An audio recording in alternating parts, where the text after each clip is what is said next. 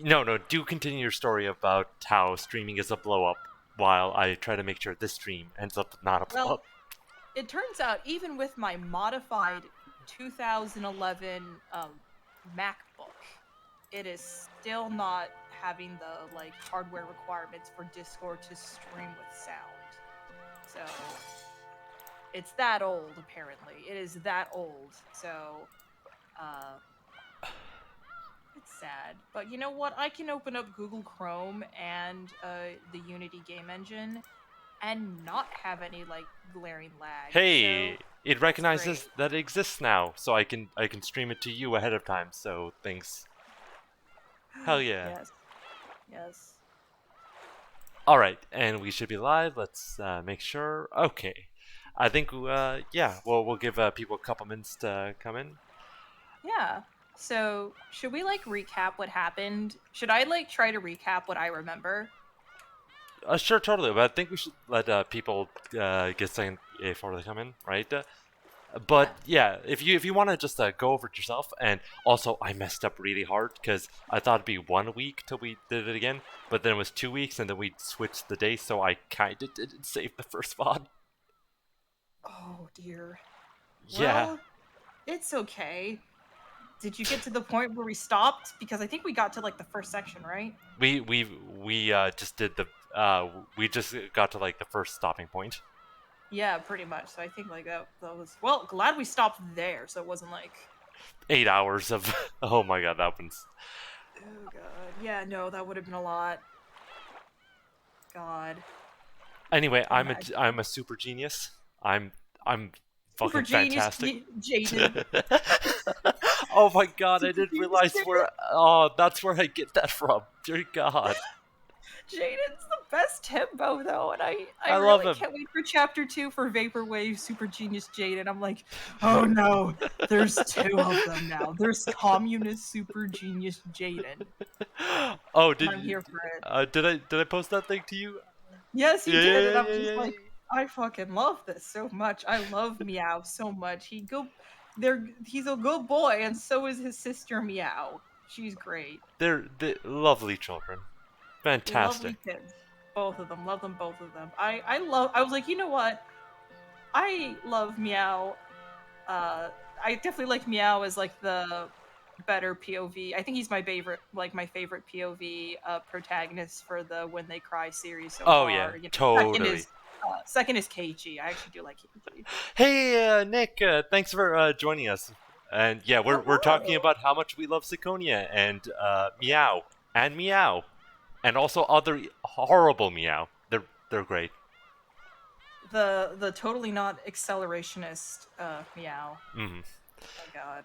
Oh god. Anyway, we should load it up, and also how streaming is a blow up. And I forgot to download the VOD for the first video. It's Anyway, okay. let's get back in this. It's okay. We'll probably like try to vaguely remember the voices we did for these characters. I probably already haven't remembered any of them. Virtual Meow. Is this Battler? This is probably Battler. The boy. Oh, dear God.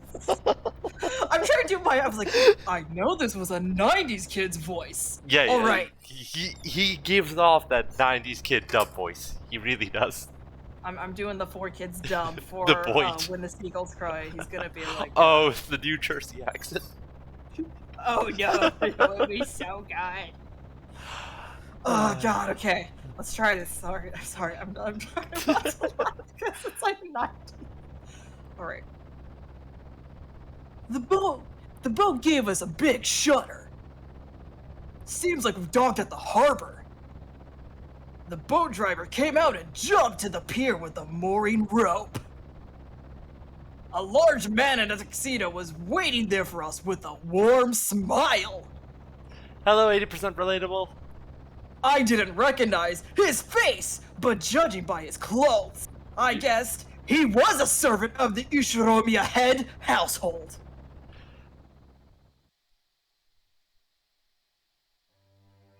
Welcome home, my lady. What do I do for this? What I voice think would we just met this dude. I think we never voiced him. Yeah, we just met him, but I'm like, what voice do I give fucking Coda? Oh. I don't know. Have fun. Go wild. That's what I'm doing with these voices. I don't know how to go wild. This guy says boat time, boat crime. Boat. Oh fuck! Now That's I'm on a boat. fucking boat. A nice boat. I'm on a boat. Look at me. I'm on this motherfucking boat. Why do we have so many boat memes then? I don't know. I guess it's because like the price to dock boats is so ridiculous. Might as well meme it. Meme everyone who owns, like, who can afford owning a boat. Welcome home, my lady. I'll just go with that. You were so late in returning that I began to worry. Thanks. Did we also meme it up and make Jessica Russian like that one other Umineko playthrough? Maybe you could do it. I believe in you. Oh no, I'm screaming. Yeah, Red Buffler, man, it's a weird thing in among a lot of Umineko fans, because like the Joker Ono playthrough did that, and then another playthrough did that, and now Mushroom just talks about it like it's normal. Oh my god, I love that. I love that it's just become an inside joke in the fandom. I love inside jokes like that. It's like the minion versions of the characters, because one person during their playthrough just commissioned a bunch of different minion portraits of the characters. So minion trees is a thing. Oh my god, that's so funny. Oh my god. Yeah, it's super cursed. I love it. Thanks for caring. This moron got so scared we had to slow down. It was seriously annoying. Shut up!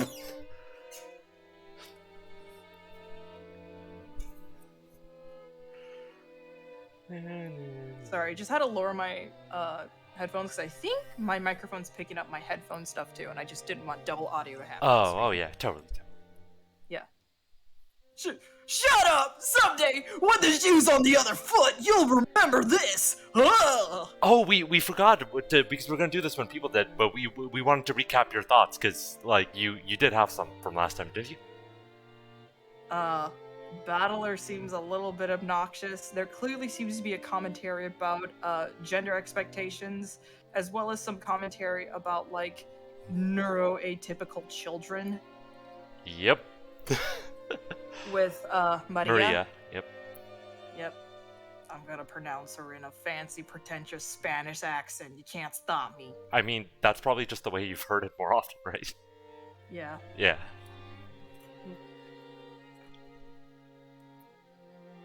Hey, Jamie.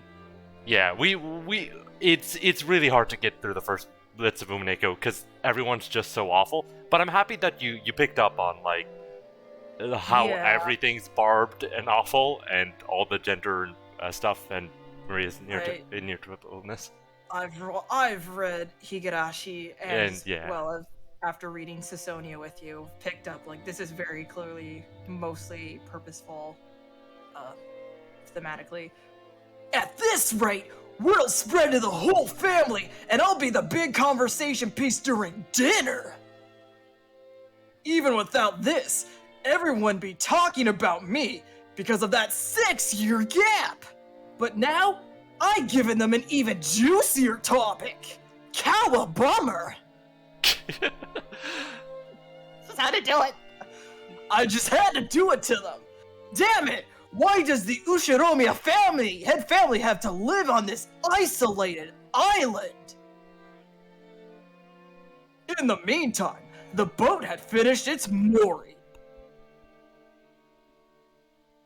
A small plank was lowered so that we could get down. Okay, that sounded a little bit awkward when I worded it like that. Whoops-a-doodle. And I made it worse, man. No, okay, never mind. We're still nowhere near Curse last stream where our chat was bringing up like Rudolph X Battler. What else? What other Curse stuff do we have last time? Oh god. I haven't even got to the dad's voice. I remember his voice, and I will do his voice still. If you say Rattler, If it's SK in the chat, I am going to hit you with like, and when we next time we play Plus, I'm going to hit you with like a cross up gold burst. Oh my gosh. I will do it. I will do you like that. Thank you, Eve. I'm glad you appreciate me going so hard in the narration. I've even pulled out my voice acting mic to sound even more Fuck, crispy smooth. That's so much worse than it could wait, brother. God. In the meantime, never mind. Said this line. One by one, our parents came up from the inside the boat. You must all be quite tired from your long trip. Madam, please allow me to assist you. Thank you. It's been a while, Goto-san. How are you? I thank you for your concern. It's always my pleasure to serve. Battler-kun, isn't this your first time meeting Goto-san? Oh no, Rowan, I actually have a setup for it because it's Testament. You do the thing where you knock them down with the big spinny sight move. You put down a tree, you do an EXE Beast, you get the EXE Burst happen, you Gold Burst, the EXE Beast pushes you to the other side, so the Gold Burst is a cross-up instead of the high or low Testament normally gets, and then the tree pops you up and you get a full combo from it too. It's actually disgusting. You're the battle fighting queen, so... I'm not that good, but it's stupid. You're competent, and that's good to any scrub. Red Mufflerman says, he drops his fork. Oh, Draddler! Why does he have the Neko Arcane, but with the thumb? Because Ryukishi does, like, drawing's hard. And drawing hands is the hardest thing, even though your own hand can be used as a reference, but it's still hard. It's still hard as someone. The hand is actually just incredibly complicated with how many bones in it and how you got the ligaments underneath and the muscle. It is literally one of the most complicated instrument on your body. And literally professional artists to this day still use references. Fun fact: Ryukishi went to an art school because he wanted to become a manga artist and dropped out after realizing at what level his art was compared to his peers and just kind of lost and focused on extreme stuff. Feel bad for him, but I'm really glad he's made one of the most memorable visual novel series, and I feel like this art's just very lovely. Oh yeah, it has its weird 90s charm, and I'm here for it. Yeah, everyone loves the original art over the PS3 art, and especially the pachinko art. Yeah, no, this is very nice. If I'm not mistaken, you were working here 6 years ago, right? Indeed. So please allow me to greet him for the first time. It is an honor to meet you, Battler-sama. I'm pretty confident about my height, but you're huge. This is definitely our first meeting. I'd never forget meeting a big guy like you.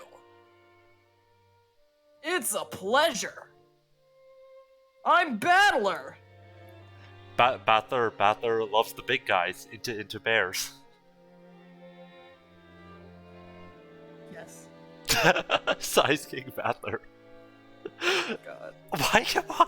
Why can't we escape this? Why do I keep doing it too? I was looking forward to meeting you. I'm Goda, your servant, and I have been working for the Ushiromiya head family since the year before the last.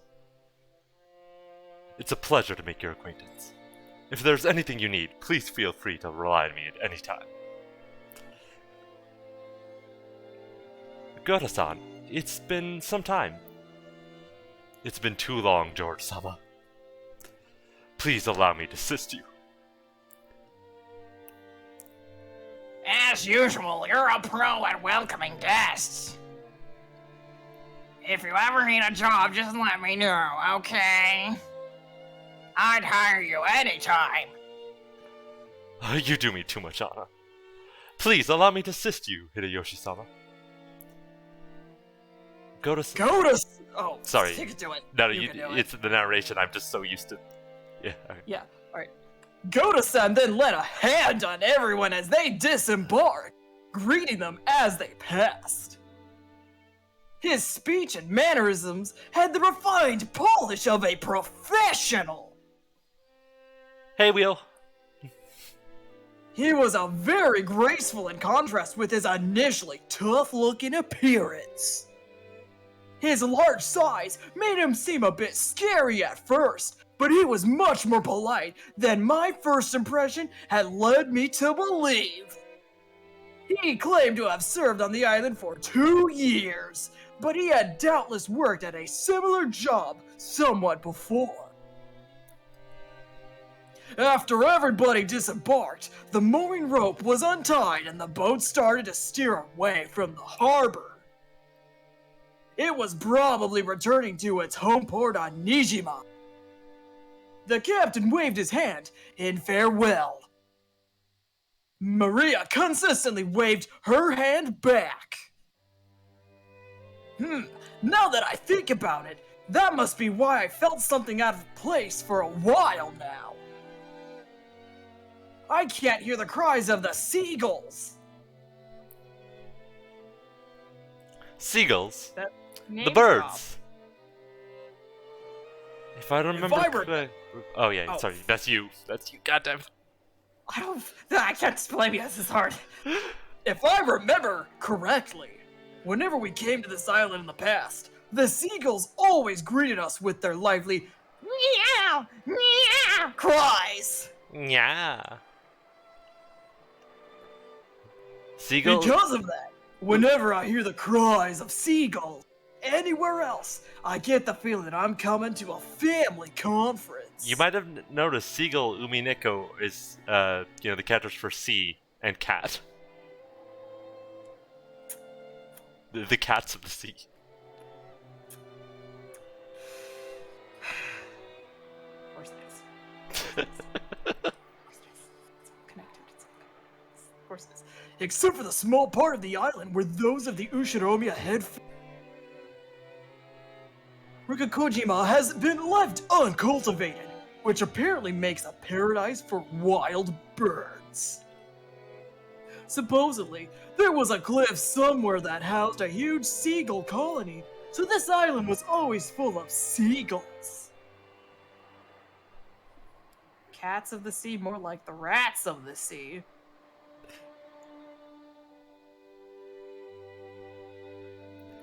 What's wrong, Battlerkun? Oh, Aunt Rosa. Nah, it's nothing, really. I was just thinking it's a bit lonely without the cries of the seagulls. Oh my, that's true, now that you mention it. Even though they're always so noisy, today there isn't one to be seen. Ooh. Why no seagulls? Maybe it's because seagulls are having a get-together somewhere too. Maria, did you want to see the seagulls? Wanted to see them. Still, it's a bit strange there isn't even a single one around. Maybe Jessica grilled them all and ate them. Who? The hell, don't say disturbing stuff like that. You'll get Maria believing it. Ooh, ooh, ooh. Jessica Oni-chan grilled them! Jessica Oni-chan grilled them! Ooh! I did not. Why the hell would I do something like that? That's right, Jessica grilled them! Skin of meatballs, liver and onion. Swimming meatball dolls! Liver and onion! Ooh, ooh, ooh! Ha ha ha ha! Ha ha ha ha! As I made fun of Jessica, Maria tagged along, looking like she was having fun. Oh, I never guessed she was such a good sport. Alrighty then, from today on I'll make you my #1 follower. As I smiled at her, she beamed, looking overjoyed, possibly because she was happy about this little connection we'd made with each other. That's not it, Maria-chan. I've heard wild birds are tuned to changes in the weather and atmospheric pressure. Look at this nerd. The weather will probably get worse tonight. The seagulls might have returned to their nests early. Who? Not grilled? Shizuka Oni-san-chan doing grilling? No, no. I wouldn't do something like that. Battler, you admit right now that you lied. Honestly, the character you would give the 4 kids Yugi Joey Wheeler voice would be Battler, probably, right? Yeah. I need to make George nerdier. I need to do that this fall. I mean, I can do like his nerdy voice. If you want to Oh switch, man, I wish I could do like a good man dark impression for this dude. I don't think I can. Battler-kun, Maria-chan is a naive girl, so she takes even jokes seriously. You should choose your jokes more carefully. George Aniki gently scolded at me. I feel that my autistic brain being like, wait, that was a joke. I thought you were serious. I feel that. Even though I outstripped Aniki in height, Aniki was Aniki, of course. There was no choice but to obediently apologize.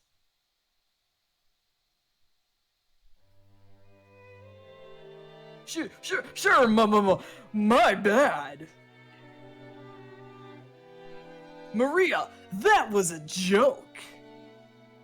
The seagulls are all taking it easy in their nest today, that's all. Battler, George Ani-chan told the truth? Had she actually been tricked, despite all the fun she was having? I specifically hear 9S because the voice actor who was cast in Umineko go for Battler. Really? Wow. Yeah. Wow.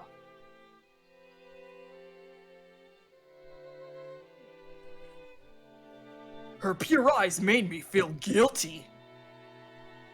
Maybe I went a little overboard with her after all. Yeah, that's right. What George and Ikki said is true. The weather's bad, so they probably went home for the day. It doesn't mean they're gone. Right, Aunt Rosa? That's right. Tomorrow, when the weather gets better, I'm sure they'll come back so we can hear them cry meow meow like they always do. Ooh. I'll wait until the weather gets better and they come back. Gonna wait until tomorrow. Gonna wait until the weather's better. Ooh. Maria was in a lighter mood and was looking forward to tomorrow, when the seagulls would come back and fill the skies. Considering, like, I used to, work and help with disabled children and stuff, so, like, a lot of, and, like, neurotypical children as well, and it's like, a lot of people will actually be consistently surprised by their behavior, even though they should know better. Yeah, no, to this day, my friends still have to, like, be like, Isabel, it was a joke, and I just take stuff really seriously, and I'm like, oh, I took it, because, like, I, especially when you're neurotypical, you kind of sometimes have to over-explain yourself a lot, and then when you're like, wait, that was a joke, I was over-explaining for no reason, oh. Yeah, because, I get that feeling, because you always want to make sure that it's happy they understand, right, and that you haven't just messed up and made things awkward, but then you make things awkward by doing that, and then you're like, I'm a fuck up. Yep.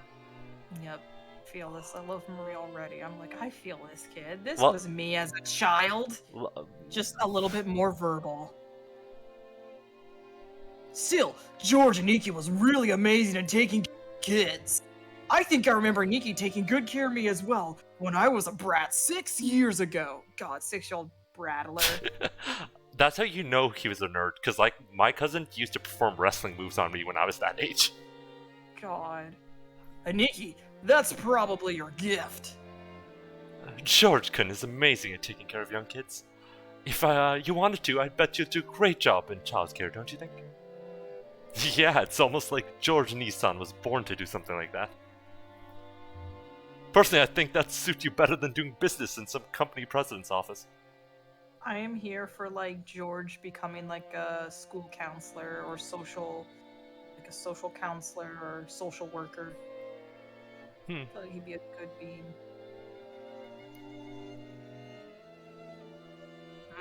Oh no! Childcare is a fine career path, but it's not a job where merely liking children is enough. You really are modest, George-kun. But Battler-kun is quite good with children too. Just a second ago, even though it didn't last long, Marie seemed to be having lots of fun. Please, keep on playing with her like you just did, just now. Just choose your chokes a little more carefully, okay? Aunt Rosa Aunt Rosa winked Sorry. at me, giggling a little. She's a real mother. I thought to myself, who's happy to see Maria having fun? Come on, Rosa. And your brats too. What the hell are you doing? Let's get going. Okay, we're coming. The old bastard was waving for us to hurry up. Yeah, we need to get moving. We might as well have this conversation after setting our luggage down in our rooms. I feel that, Rowan. And yeah, Yeah, I feel that too.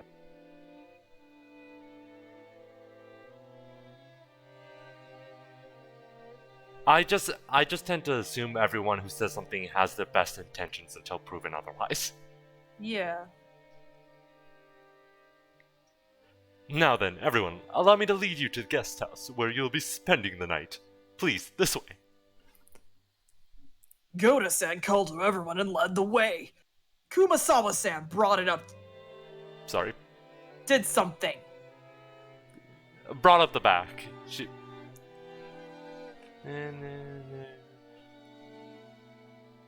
A serpentine twisty path led through a dim forest. It ran a bit uphill. I guess the path was made all twisty so the slope wouldn't seem too steep. But personally, I'd have been happier if they had the guts to make some stairs in a straight line. No doubt they made the path twist on purpose to put on airs of distance and importance. I'm pretty certain, like, isn't twisted paths also to, like, avoid landslides from completely messing up? It depends on the size, but yeah, like, yeah. especially on, like, long paths, that's part of the reason. Yeah. Because Before long, yeah. You can keep going. no, you basically covered everything I want to say. Don't worry about it. Yeah. Before long, we saw garden-style stone steps.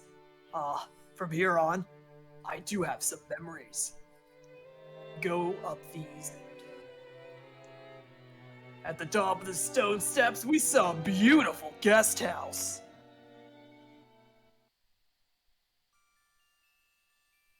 Its facade was lovely, of course, but more importantly, we couldn't enter its doors without having our hearts stolen away by the splendor of the beautiful rose garden spreading before it.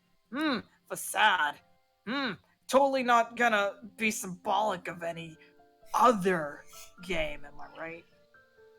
Ah! I can't wait for you to be jumping at shadows at every moment and missing, like, the most direct connections. I'll be like, this is it. I'm overthinking everything and missing very obvious symbology. Okay, moment. My voice gets, No problem. And whenever you need to switch over, I can take narration from you if that's the case. Oh, thank you. Ah, what a beautiful as ever this year. Oh, it's as beautiful as ever this year. A real delight for the eyes. By the way, I love this song. After climbing the stone steps, the people greeted by this rose garden gave voice to their impressions, one by one. Is it just me, or are the flowers a little less lively this year? It's probably because it wasn't that hot this summer. I also believe that was a factor. Sadly, this year's blooming is a tad inferior when compared to last year's. Even so, it was a delightful rose garden. I remember that even 6 years ago, huge numbers of roses had greeted us every year. This road garden was the first thing that greeted the people who came to Rokijima. Even our parents, who came every year, couldn't help but voice to their admiration. In fact, it seemed to have undergone a power-up from the garden in my memories 6 years ago. Wait a moment, I just have to clear my voice because I'm starting to build up some mucus in my throat. I'm like, oof. Alright. This place is always so amazing. It would be wonderful to have a rose garden like this at home. Give it up. Who do they think would take care of it? Roses are a real pain with bugs and worry about. Well, from what I've heard, Kirei-Nisan takes care of her rose every day to make sure no bugs get anywhere near it, right? Huh? What are you talking about? That's right. Though in this person's case, the rose goes after the insects like some nasty carnivorous plant. Oh, so that's what you mean. Come on, Rosa, can't you give that the rest? Come on, Rosa, can't you give that a rest just for today? I've put that sort of thing completely behind me. I wonder. After all, your womanizer on almost genetic level. No need to worry, Rosa-san. When a rose gives you too much trouble, it's always best to snip it at the root. Oh, such a frightening talk this is. Guys who's popular with the ladies are always forced to live dangerously. I sure hope I turn out a bit prettier than in my next. Hideyoshi Nissan, I keep saying it isn't like that. No. And Curie, stop it, you're freaking me out. You made my rose wilt. I don't know what I'm doing with this dude's voice. He just gives that, yes, I am very poggers today. Like, that's the feeling I give when I look at his mug face. Is that voice? He's like, he got promoted to assistant manager and he thinks he's hot shit now. That's the vibe I get from this dude. Hey, Maria-chan, look over here. These roses are especially magnificent. Magnificent roses. Ooh, Smells pretty sweet. Look, this suits my elegance perfectly. Hey, cut it out. Maria's gonna imitate you and get hurt by the thorns. She yelled at me as I leaned in to smell the roses scent with an exaggerated gesture. I thought she was overreacting, but when I turned around, I saw Maria imitating my every gesture and George Niki smiling broadly at us. Hey now, Marie-chan, be careful. Rose thorns can hurt. ooh. George Nichan? Only this rose is strange. Strange. What's wrong? Maria pointed at the single rose. I immediately understood why she found it odd. In the midst of all these magnificent roses, one single rose was just starting to wilt. Oh no, is this where a child learns the concept of death? Oh no, this is an awkward moment. There wasn't any particular reason. Some roses flourished and others wilt. That's all there was to it, but Maria seemed very concerned about the only unhealthy one in the group. Huh. It must have made her feel very lonely. So, you feel sad for this rose because it's the only one that isn't healthy? I'm trying to figure out how to make George's voice nerdy. Ooh. The others are all healthy, but this one's sad. Well, they all bloom and wither at their own paces. I'll bet this one's just starting to wilt early, 'cause it got to bloom before any of the others. Yeah, that's right! It's probably just bloomed like crazy, fulfilled its duty, and went to sleep. You shouldn't get so worked up about it.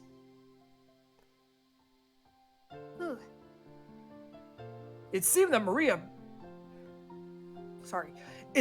Maria's pure, sensitive nature was making her feel some emotional pain for the roses that wilted alone. Even though she understood the logic of it, it still felt lonely to her. Then Maria-chan, why don't you look after this rose until we leave? Who? George Aniki straightened up and felt around in his pocket. He then took out the wrapper from the candy he had been sucking on the plane.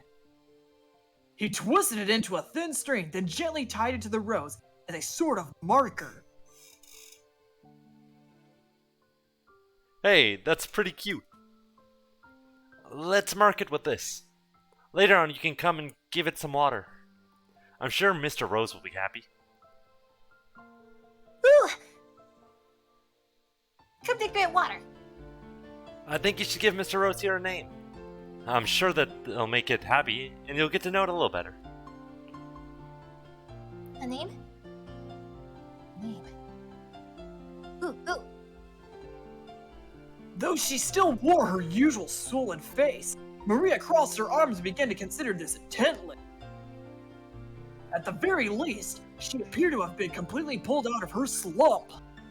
Nice going, Aniki. I love him so much. George is great. He's so sweet.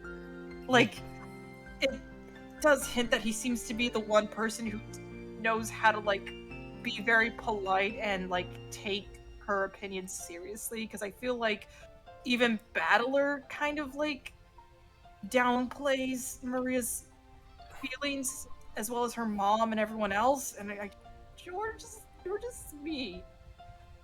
I don't want anything bad to happen to him, but I know Ed has a lot of shit going on, so I'm sad. I'm gonna be sad if anything bad happens to him. I'm not gonna lie. He's precious. He's a precious nerd. Such a swell guy, that George. Yeah. Joji. Wait, let me read what Evie said. These roses smell sweeter than the juiciest pouch of Capri Sun. There, I just wanted to say to my Battler. Your ad readings would be excellent. Also, good luck on. Yeah, no, I absolutely was like doing these lines of like, Battler's just reading from ads, you know. He's making that sweet ad revenue 24/7. The content. Anyway, Yeah. good luck with your auditions, because like when you're actually doing voices, right? Like Yeah. you do a really good job. Thank you. I'm very flattered. I actually really like your Maria voice. Oh, thank you. I thought it was going a little bit too hard. She's actually, because during Chainsaw Man, she was actually my Nayuta voice too. Oh no, your Makima voice is great, but and it does Yeah. go a bit too hard, but that's good. I was talking about Maria in this actually. Oh yeah, no, Maria was actually my Nayuta. Like I took it from a Nayuta voice when I tried doing some Nayuta lines. So yeah. Yeah. Oh, this is Maria right here. No, this is George Nissan has always been really understanding. Can't help but Oh. respect him. Hey, she has the same opinion as you do. Oh, thank you, SK. Yeah! I guess he's just born that way. That's a very weird way to look at it. There's been a lot of stuff on a genetic level just born that way. Or maybe Battler is a Lady Gaga fan. Maybe he's a little monster. 1986, Battler looking into the future. Battler's a Lady Gaga. You know what? I feel it. I feel like he'd be like secretly a Lady Gaga fan. I see it. Was this garden just a magnificent when y'all were kids? It was only after I stopped living here that it grew so big. Before that, the garden was simpler, though I'm still attached to that one. Nissan fiddled with it too much, with that vaguely bad taste of his. I liked it much better before. Eva, you gotta think positive. Setting aside how it used to look, Its beauty now is something to be admired. You'll be able to relax a lot better if you look at it that way. Yeah, stop being negative. You gotta always with the resting bitch face. Just smile. Just smile. I didn't mean it like that.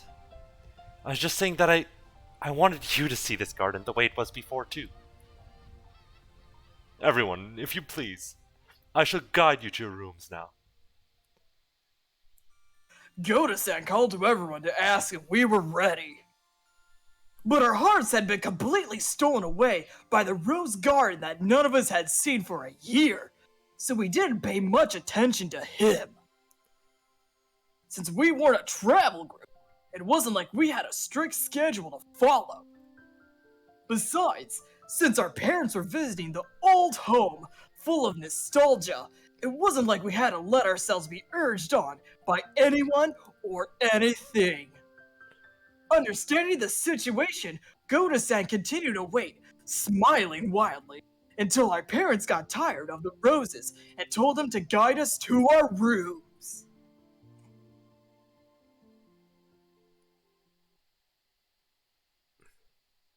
Oh? Hey! If it isn't Canon-kun. It's been so long, how are you doing? Uncle Hideyoshi suddenly shouted. Oh, can I do his voice? Yes, Let me think. Alright, I'm trying to think of a good voice. I was already feeling like you were gonna pick this character. Yeah. How should we do all the voices? Alright, let me think. Okay, gotta think of a good voice. I have a couple characters I know I want to take though. Okay, you can. I get it. You want to voice. What is her name? Witch lady. Which witch lady? Since when have there been witch ladies in this game? The dude who wanted her feet pics in the prologue. I already forgot her name. I'm a horrible player here, Kinzo. but I've already forgotten. Kinzo Ushiromiya, everyone's grandfather. Yes, the famous girl. The everyone means her. The one who I think veins. I forgot her name. I'm having a dumb moment. Don't worry, but I'm sure we'll get back to that. Beatrice or something. Thank you, everybody. I was like, oh, I can't believe I forgot the iconic character that even I remembered without knowing shit about this series, and I've already forgot. It's such a weird experience because like you have all this information and misinformation and just schemes that like didn't have access to during like my read through by itself, or like when people started without knowing nothing. It's okay. Anything. I know you will be the voice of Beatrice. You shall be her. Anyway, yeah. Thank you, because also you called me out super hard. Because that's the character I'm about. In the direction he was waving was a slender boy. Meeting him right after a huge man like Goda probably emphasized his small stature. The boy was in the middle of transporting piled up gardening tools and the like in a wheelbarrow. When he realized he was being called to stop, he sat down the wheelbarrow, took his hat off, and bowed his head. Battler Twink detected. I gotta do his voice. All right, I'm trying to think. I'm gonna say it. What sort of vibes does Canon give you, other than Twink? Because that's. It gives me All right, I think I got it. Good afternoon. I figured he was probably younger than me. And I realized that by general atmosphere of surrounding him, that he was another servant. He greeted us in response to Uncle Hideyoshi's call, but he seemed like he might be pretty unsociable most of the time. It was a greeting that lacked feeling. Oh, he's tired 24/7. I barely paid minimum wage. Twink boy. Oh no. He might be another character I like. Alright. When Goda-san noticed that our interest had shifted towards him, he went to the boy's side and introduced him to us. Butler-sama, allow me to introduce you. This is one of the servants of the Ushiromiya head household. Kanen-san, greet our guest. I'm pleased to meet you. I am the servant, Kanen. Yep, my first impression wasn't wrong. He seemed to be unsociable, or at least not so good at talking. Compared to Goda-san, who was extraordinarily polished as a servant. You couldn't help but feel an inexperience typical of his age. When Goda-san urged him in a whisper to give a bit more of an introduction, the boy named Kanen only cast his eyes downwards. Kanen-san, could you perhaps give them a little more of a greeting? No. Because we are furniture. He didn't seem to be refusing to greet us out of spite. Rather, he seemed to have fallen silent because he didn't know what else to say to us in greeting. Well, Kanen can shine. He doesn't talk too much. He might not be that sociable, but deep down he's a really good person. Don't get him wrong. You've been working here for 3 years, haven't you? Pretty sure you started a year before Goda-san, right? Here, Mama. Even though he wasn't exactly given a terrible first impression, Jessica hurriedly backed him up. I see. Apparently his unsociable nature causes him trouble a lot. Okay then, nice to meet you. I'm Battler. I'm 18, how old are you?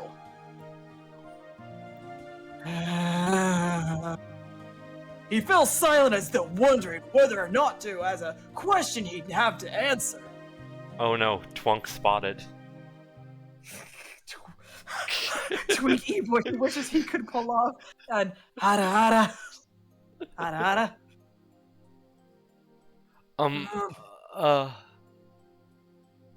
If I remember correctly, Kanen's 2 years younger than us, so 16, right? Yes, that's correct. It looked like he would have preferred not to tell us his age, if given the choice. That was probably because he thought we looked down on him for it. I remember when I was around his age, I hated being asked how old I was by adults. I see, 16, huh? That's gotta be a delicate time. Which means I probably asked something I shouldn't. I'm glad you're about our age. Just be cool to call me Battler. And I'll call you Kanen. Thank you very much. But the sentiment alone is sufficient. Battler-sama. Jessica looked panicky for some reason. Huh. She seemed to think my impression of Kanen was getting worse because of his refusal. Kanen thought they would look down on him for his age. This is incorrect. They looked down on him for his lack of wealth and breeding. Oh no. He's like, I'm not submissive and breedable enough. Kanen does not fuck. Oh, he's ace, yes. He has a purple mask. What else is purple? The ace flag. Coincidence? I think not. Wait, there's the white. There's the black of the shirt. We can count the black hair as gray. Jessica, she's ace too. Oh shit. We're going for it. You know who else has that? Kyrie. They're all ace. We got 3 aces in here. This is the most rep of any anime game. I'm joking, no. They actually look down on him because he's a short kid. Well, as a girl, Jessica probably couldn't understand the fretful male heart at his age. Oh my god, Battler, shut the fuck up! As his elder, even by just 2 years, I took it upon myself to be understanding of that. You see, I like to call myself a proletariat. Canon-san, could you perhaps be a little more courteous? A smiling face is also part of a servant's duty. My apologies. I shall make an effort. Oh, Goda-san, Canon-kun is trying his best, yes? It looked like he was often warned about being unsociable. Oh no, I feel for this child too. We got another neurotypical kid here. I feel it. And apparently, he hadn't improved one bit. Goda-san kept his business smile. Goda-san kept his business smile, but let a small sign of resignation escape. Well then, I still have work to do. If you'll excuse me. It looked like Canon himself was uncomfortable with remaining silent any longer. After another prefectory bow, he turned around and started pushing the wheelbarrow again. Just then, the wheelbarrow suddenly wobbled and fell, scattering the load. I guess the wheelbarrow's single wheel got caught on a pebble and lost its balance. He can't think straight. Coincidence, I think not. Ace writes, right? He's ace. It's just not, symbolic. What do you think you're doing? Now, clean it up quickly. Koro-san urged him to hurry in a quiet voice, as though hinting that it was shameful for a servant to appear clumsy in front of guests. Canon-kun was wordlessly reloaded the wheelbarrow with the fallen objects, as if to say that he understood quite well without being told. He seemed to be fine with the light-looking gardening tools, shovels and such, but he looked like he was having trouble getting his lifting up packs of fertilizers. Are you okay? You're so careless. Here. My lady, you will dirty your garments. Please leave this to us. With a smooth motion, Koro took Evie? the shovel that Jessica had picked up. Fertilizer. We can't avoid it. These streams are cursed. We need to accept this. This is our life from now on. Well, I'm Ace, so, wherever I go, I bring first shit, so, it's on me. It's just the power of being Ace. Ace is cursed shit up. Just happens like that. In a smooth motion, Goda took the shovel and Jessica had picked it up. Behind him, Canon-kun was having trouble with sacks of fertilizer. Ooh. You'll dirty your garments? Don't worry, the ones I'm wearing aren't that expensive. They only cost $500. Besides, I hate guys who just sit there and make the waitress pick up the fork they dropped at a restaurant. I lifted the other bags that had fallen. Of course, they weren't light, but for me, it was a piece of cake. Canon-kun looked at me, surprised.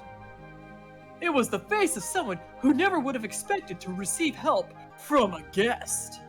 Jeez, I wonder what that hints about the adults, then.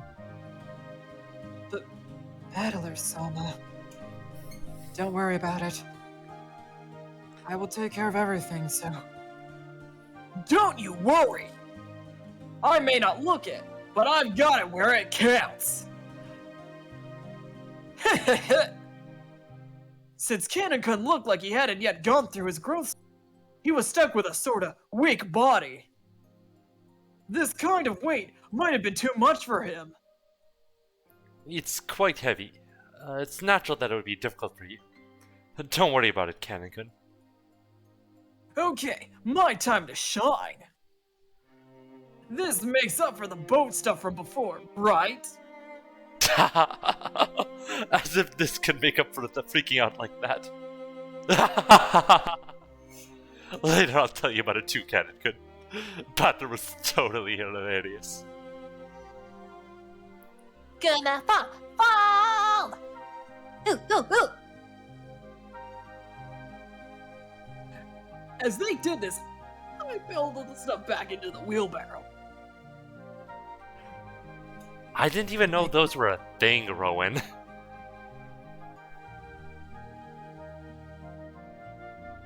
Oh god. Rowan says the curse factor helps with the coping. You know what? Yeah. And then Rowan Hawthorpe says, you don't pay Ken enough for this emotional labor. Indeed. I'm definitely giving tired, 24/7 help tired vibes. He's like, You're not paid. I'm getting sick of all these rich and their attempts to be hashtag relatable. I'm gonna McFrickin' lose it. that's the vibe I'm getting from him. Canon. Ooh, ooh, ooh. Anyway, let's move on. Alright. I beg your forgiveness for letting you witness such unsightliness. Come now, that's quite enough. Please go. Letting the guests, who were supposed to feel welcome, such a disgraceful thing, must have been horrendously embarrassing for a servant. Pressed by Goda to hurry up and go, Cannon left. He's like, back into the attic you go there, kid. You're too harsh. Dock it from your pay of 5 cents that we already pay you in. Like, that already assumed that Canon is not just getting paid in Ushiromiya family script. Oh no, they give cryptocurrency. Wait, why was this script? No, Okay, cryptocurrency No. gets No. paid. Gets no. proto cryptocurrency. That's how the grandfather got rid of his wealth. He put it all into Ethereum or like Dogecoin. Now the value's worthless. You're too. Romeo coin. That's what he even says. Oh my god. Can you give me a moment? I need to get a glass of water. Literally Turn no up the problem. heat I in my room. It's starting to get hot, and I'm starting to get really lightheaded. understandable. I Get will busy. entertain the chat. Fuck. Perfect. These voices don't pay themselves. I gotta drink some these voices don't hydrate themselves. Give me a moment. I'll just read my lines. You're too harsh on him, Goda-san. Shouldn't you have helped him instead of being a bully? That was wrong of me. I deeply implore your forgiveness. Without even a twitch and a smile, Goda-san apologized elegantly.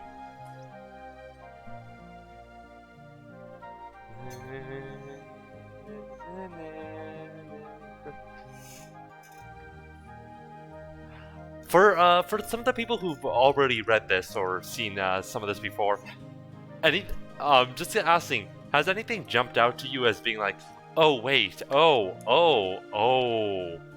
yes,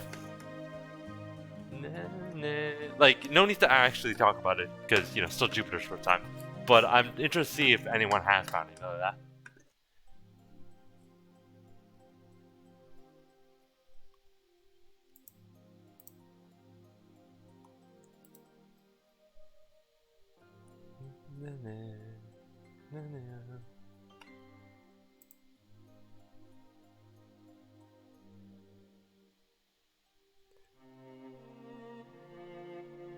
Oh, by the way, just asking, any opinions on the audio balancing either? Everything good?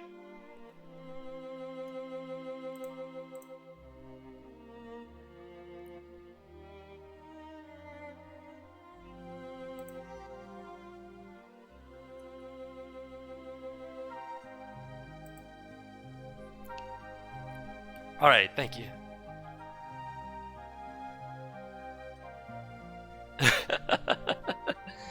Yeah, I can see that, Rowan. Also, I'm very happy that you're getting to have those reactions. 80%.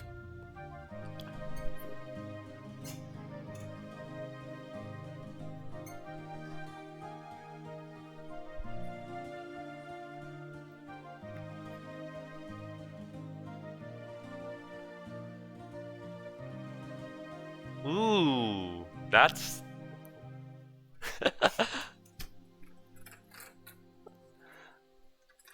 Ooh, I definitely want to hear about that later.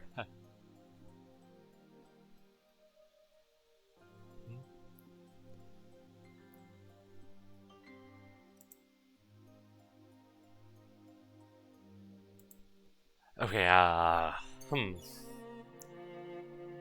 Damn, I really cannot fill air without anyone else.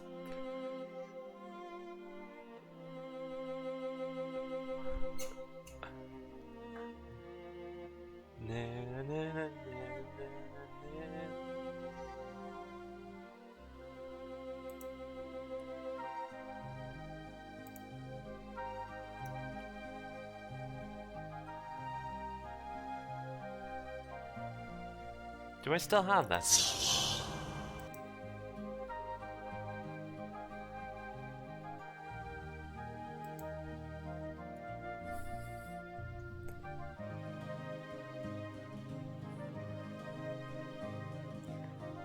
Maybe I should have put, be right back up here? Just for a sec? I mean, everyone's already here, so...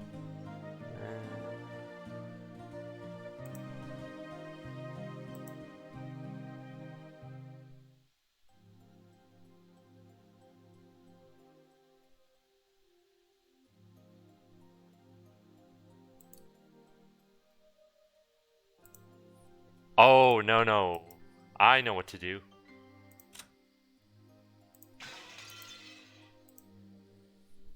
we can be forced to look at Pachinko Hideyoshi.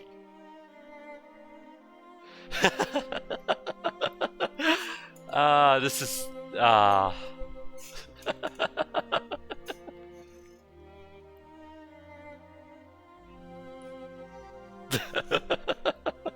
Thank you.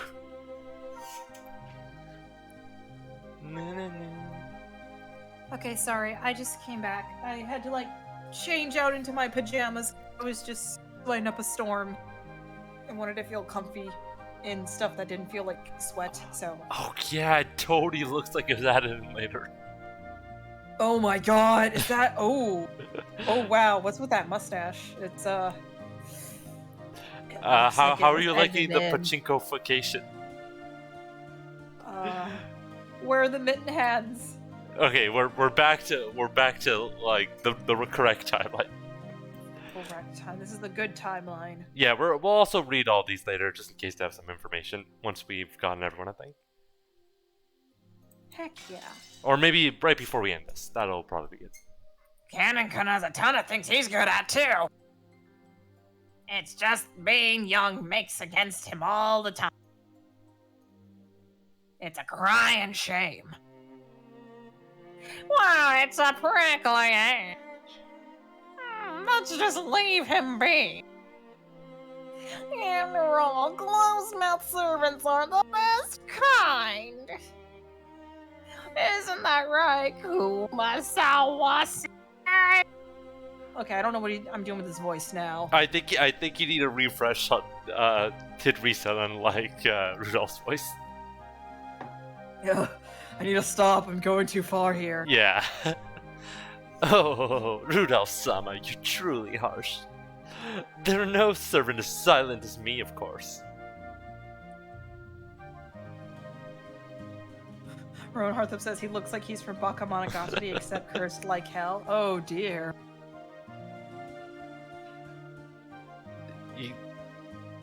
Yes, that is exactly what he's saying, Rowan. 100%.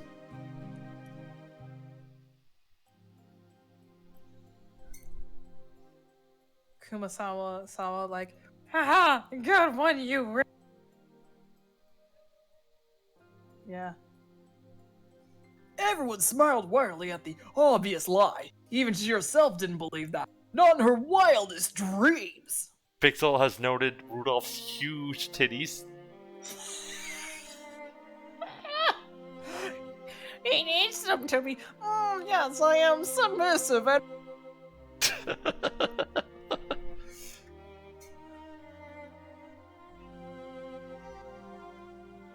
Rudolph is stacked.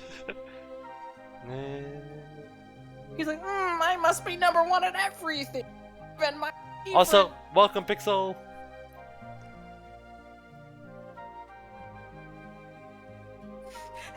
That's exactly what I was. Rudolph saw his wife get one up in that department. Exactly. See, this is why the Oh. pachinko art sucks. Rudolph is no longer stacked. Where's his man room? Pride and joy. Where's his smug face? Yes, I am hungry. The difference in smugness is like unbelievable. Although I do want to see the variations of different. Like I would love to switch in between. Jupiter's asked for it. I have the power to like horrendously wound the eyes of Chad. Do it. Okay, anyway, let's get back to The original sprites have so much personality. They do, and I think what I really like about the and like just his art style in general. So, she must have said it to lighten the mood. Yeah, that's the kind of character Kumasawa Bachan used.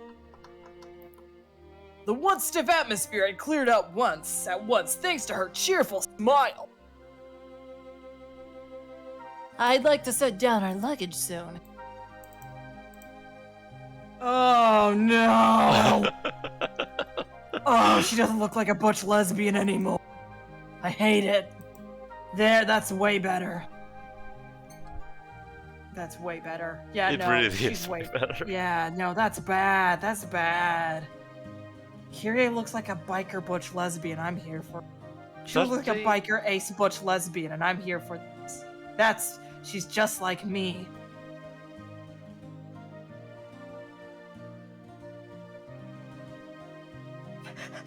Ron Harthup says Pachinko Rudolph looks like our skinny, even more asshole fate go Lancelot. He does, actually. You're right. Yeah. And Listen. I mean, Fate Yeah. Lancelot literally driven insane because Arthur Sama would not punish him. Oh my god. He's like, please step on me, man. Please step on me. Woo. I'm gonna make it curse. I'm gonna one-up curse this chat. I feel like that's a losing battle. I know, but I will try my hardest. All right. I'm gonna get back to seriousness. I'd like to set down our luggage soon. Go-to-san, what rooms are we all going to take? It shall be the same as the previous year. Allow me to guide you. Please, this way. We headed towards a trim, elegantly simple guest house. This was gonna be our temporary quarters for the night.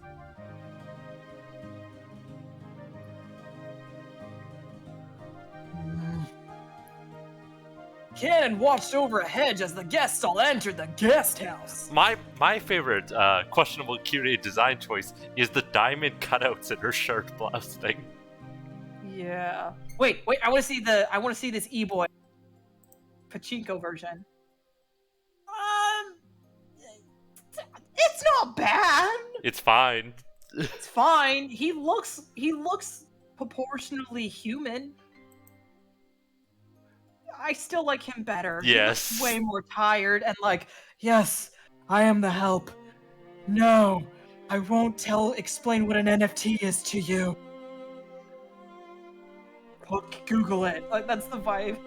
I like his tired look. I like that. Please get me out of here. Cannon watched over the hedge as the guests all entered the guest house. Then he let his eyes fall on those heavy sacks of fertilizer piled up in the wheelbarrow. In his mind, he kept going over his previous mistake. The autistic urge to hyperfixate on your own errors until your executive dysfunction takes you over. I'm having the feels for this boy still, Raina. Just like I'm having the feels for Maria. I can't. I am adopting too many kids in this game, and I need to stop. I'm happy this chat is pro Maria, because surprisingly enough, a lot of people really hate Maria. Really? She's like she's not even a. She feels like she's very. People literally just find her. Kid. Yeah, people just literally find her annoying because the ooh and the I find Balor annoying, if anything. I know, and the neuroatypical behavior. So a lot of assholes will just really hate Maria just for the same reasons they would get angry at atypical people in regular life. Yeah, honestly, that's really much it. And also the sexism. Oh yeah. Also, like Kinzo's like what? How old is Kinzo? Kinzo doesn't know what a PDF is. Yeah. Yeah. God. You know, like Maria's not obnoxious. She's not even like She's cute, super. honestly. Not, She's fun. she's cute. Like she's not having too many words. She doesn't even say too. I'm not finding her annoying at all. Yeah, I found it really strange why there was so much of that, but yeah. Anyway, we'll move on from that. Now we're gonna have Kennen hyper focus on how big and strong Bather is. He's like, I used to be an asshole like you, but now with Hammer on, I'm strong and an asshole. Or like was a jerk. I'm just thinking that one squint. Wimp, jerk, I think something like that. Yeah, I used to be a jerk, but now with Hammer on, I'm a strong jerk. All right. Battler, big and strong, had to pick up the sacks in front of him. The sacks cannon. Wait, is this him? Or is this Battler? This is canon. Yep. Thinking. This is canon Okay. inner narration. Oh god, this. I don't know if this is supposed to be meta commentary or if this is just hard to tell. Alright, let me remember his voice. Battler, big and strong, had picked up the sacks in front of him. The sacks cannon himself. As if they were feathers. It is interesting we switch from Battler to third-person narration. Yeah. It would be extremely. Wait, is this still him? This is This is still third-person narration. Battler has exited the scene. Exited scene left. Oh, okay. Let me do my regular voice then. Yeah. It would seem. Yeah, I'm not using the cat Battler voice for everything so much. It would be extremely difficult for an outsider observer to guess what emotions that favor had stirred up in canon. But as far as you could tell by watching him hang his head, there was something that he couldn't let go of. Muttered words escaped his lips. But those words he muttered were so soft that they didn't reach even his own ears. Yeah, in the, there's definitely character cues in like the PS3 version where everyone has the name text boxes and everything, but yeah, I'm for the narration it just is what it is. Yeah. Yeah. Even I. Kennen hung his head slightly. Oh, Kennen hung his head, slightly biting his lower lips.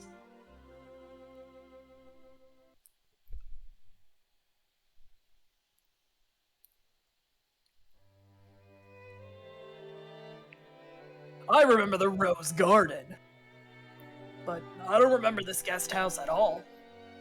I like this. I like the soundtrack of this game so far. Oh yeah, the soundtrack's fantastic, and the best part of it is the earlier parts are filled with like the weakest parts of the soundtrack.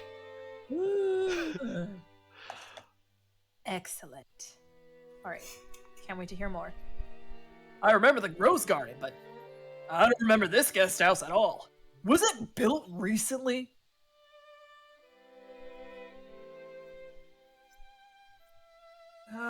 You know what?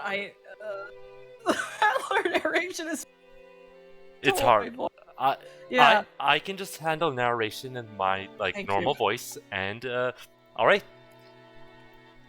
Tarion, Visitor's Retreat, was written on a gatepost-like thing, but since everyone called it the guest house, I followed their lead. The brand new Western-style guest house, which stood overlooking the roses, had a magnificent design, carefully done in harmony with the garden. Correct. It was built a year before the last. Ever since then, they've had us sleep over here. This place is much more fun than that junky old mansion you knew. I wish my room was over here. Ooh. I want a room here too. I want one.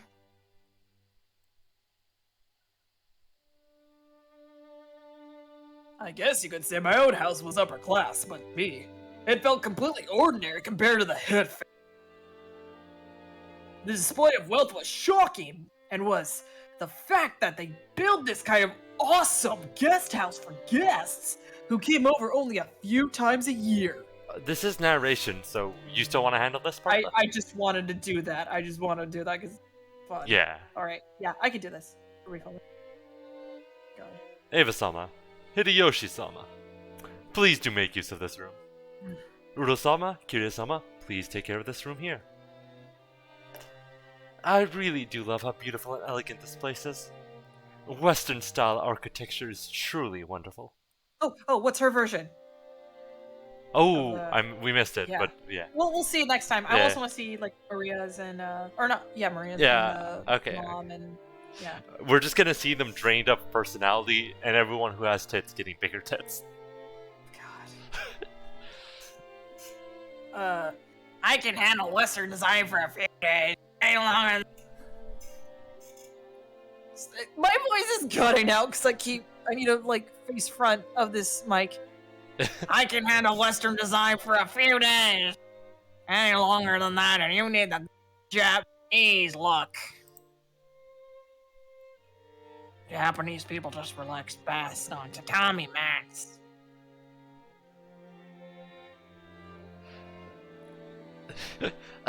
They've been fighting over whether to make the new house Japanese style or Western style.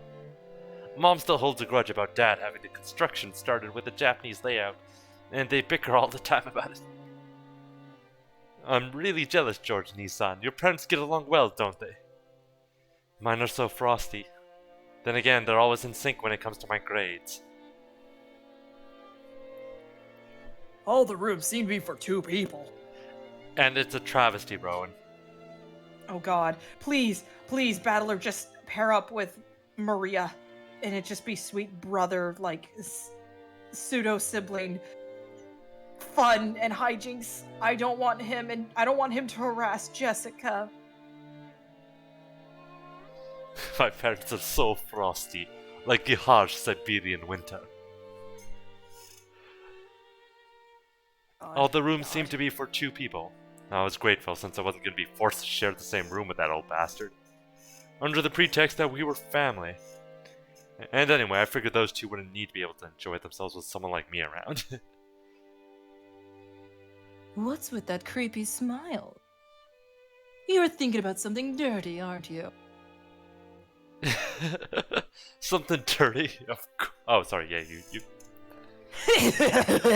Something dirty?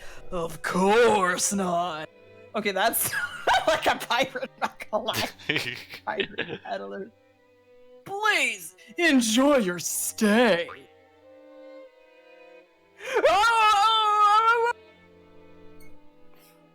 You old bastard!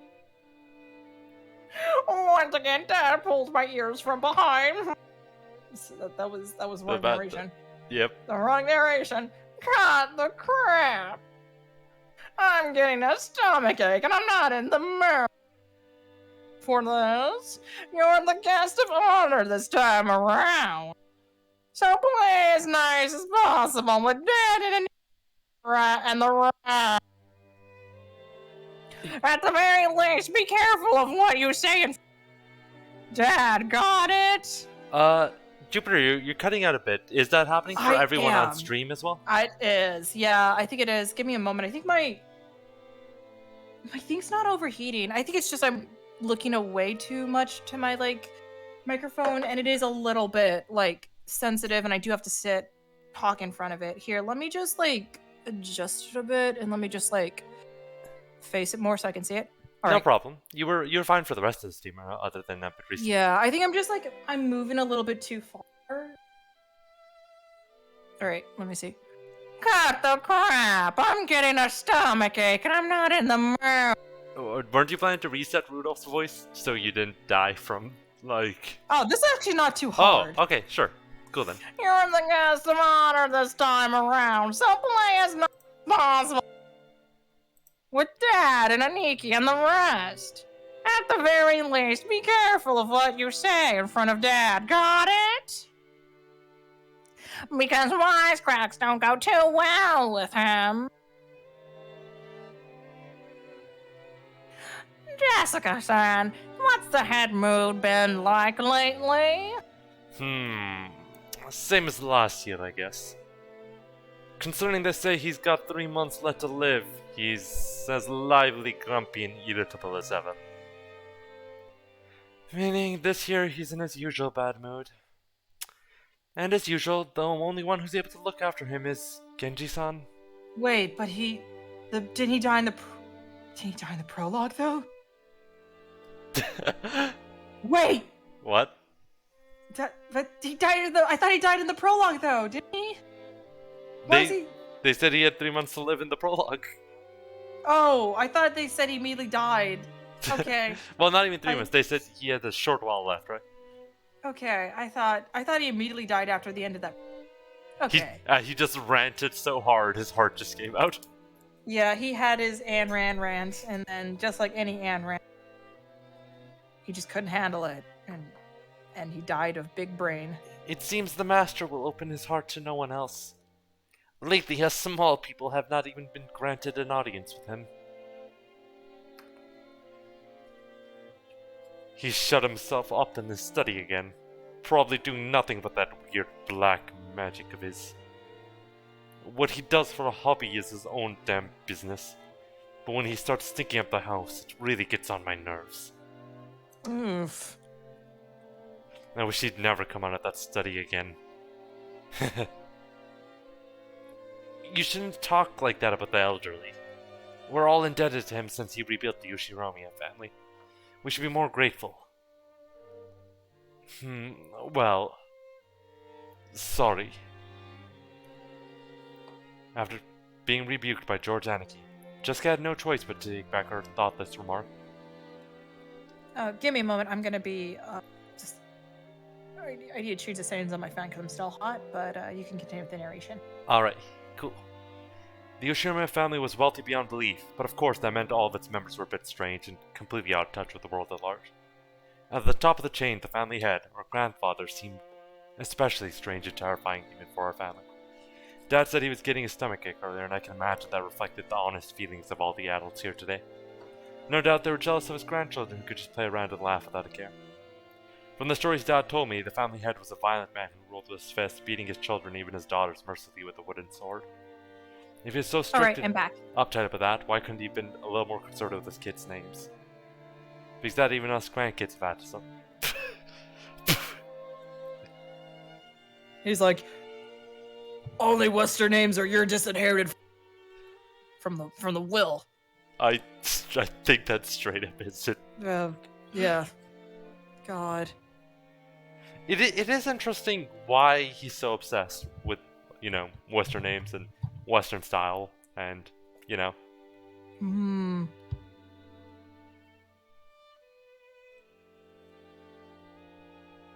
never know. I'll never know. Oh, how cultural Marxism at play. I wonder if we'll get any weird political shit with Kinzo. Anyway, I can't say I have any trouble believing those terrifying stories about him. I don't remember meeting him very often, but I think I recall him looking extremely grumpy all the time, always making people cower with that sharp gaze of his. I remember that the room's atmosphere got so tense whenever he was around. You couldn't even breathe.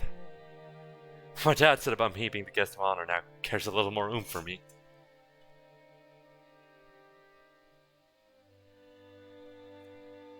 "6 years ago, I was in elementary, but I'm a high schooler now. If I act up, things could get serious. Ooh, scary." He does look a little frightening, but he's not so terrifying that you need to tense up like that. Nothing what he says is truly unreasonable.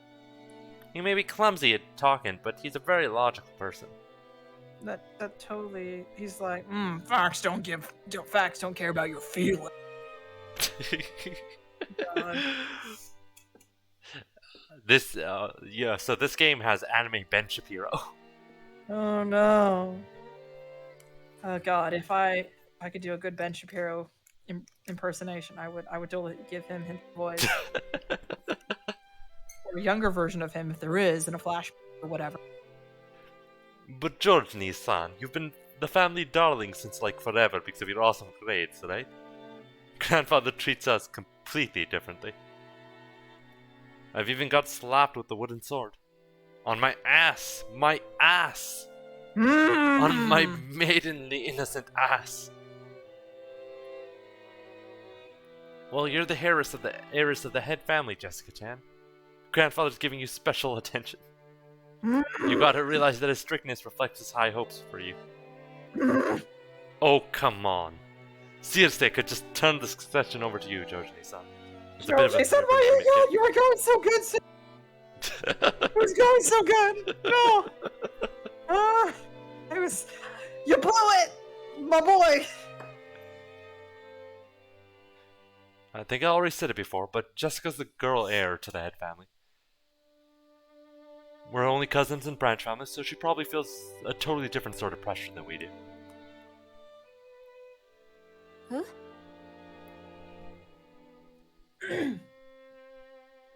Jessica Oni-san? Is it heavy? If I help hold it, will it get lighter? Thanks. It's okay, I'm not going to push it on you, Lydia. I'm gonna bear this cross until my grave. And don't worry. Oh, Maria's so precious. She was grateful for Maria's innocent concern, but Jessica's face still seemed to contain some of the uneasiness she felt towards the future. Maybe we were in the same boat. Any high schooler with exams approaching would have trouble hiding their anxiety for the future. Maria, come here. You and I will be in this room. No, but Battler sibling hijinks could have been adorable. It could have been like a Scooby-Doo episode. Which one's Shaggy and which one's Scooby-Doo? Which character's which? Well, I feel like Battler's like a Fred, but more sexist. So like almost classic Fred. And then I feel like Maria might be she might be I feel like she's almost like a Daphne. Like she's not gonna be kidnapped, but she's kind of like the person who asks questions and is just tagging along to be like the cutesy one. You know, I was just trying to do this excuse to force a Shaggy to Is Maria Scooby-Doo Scrappy voice. Doo? No, we love Maria. That's what makes her not Scrappy Doo, though.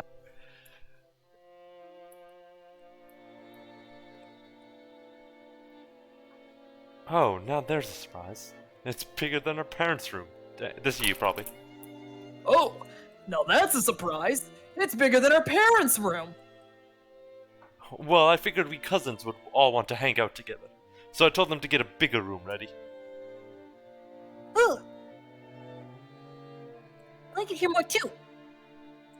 I'd rather be here than with Mama. Ooh, ooh. Oh, you'll like it better here too, Maria? Okay, this room is George's and mine, but we'll give you special permission to come in. By the way, fun little fact. Since you know they're all staying together in this room, there's a fun little fan game where they all play D&D. Oh, is Battler like a paladin? Or is he like those asshole warlocks? No. What, is he trying to be like no, a edgy no, character? no. 1 second. What's his fucking name?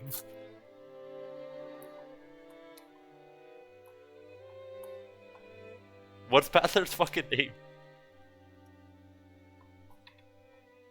He's a fighter, of course. He's a monk? No, he's a fighter. Oh, a fighter. Sorry, I don't play the most boring, basic It's bitch bad. class of D&D. I'm joking. I I'm mean, joking. I thought you were about to say the most boring bitch ass like tabletop role playing game, which you'll also be corrected. Yeah, no, that's my hot take for Hot? tabletop D&D The basic. ice Yeah. cold takes here. Yeah, no, I agree with you 100%. Any game, any tabletop, there are plenty of tabletop games that have surpassed D&D. D&D is the basic I think beginner's it's tabletop. weird where it's used as a general like simulation like generic thing, but it also does not Yeah. work well for that. And there's a billion games Yeah. that do it like a specific tone or atmosphere or feeling or all sorts of things like way better. right? Call of Cthulhu's way better than D&D. And I might have some soft spots from like some White Wolf things, even though they play terribly. But that's Yeah. my bad taste speaking. Ooh, I want to read Evie's line. Let me at him. Ooh, ooh. Let's switch Sylvie if she was Scrappy Doo, but we love her, so she can't be Scrappy Doo. Okay, this room is George's and Mom. We'll give you special permission to come in. Better keep it a secret from your mom, okay? Ooh. It's a secret. Aunt Rosa was right behind us, but Maria still answered, striking the air with her fists clenched tight. Like that one Arthur meme. After setting down their luggage in the rooms, our parents had gathered again in the corridor. Hey, what are you brats planning to do? Are you cousins just gonna say?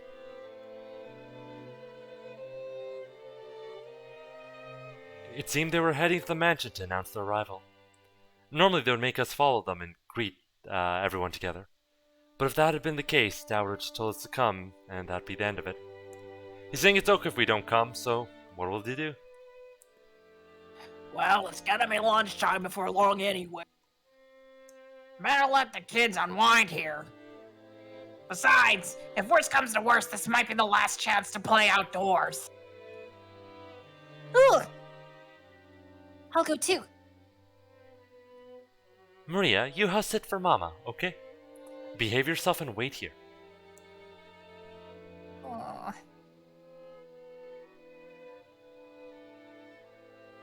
Since Maria was being told to house sit here, we certainly couldn't leave her on her own.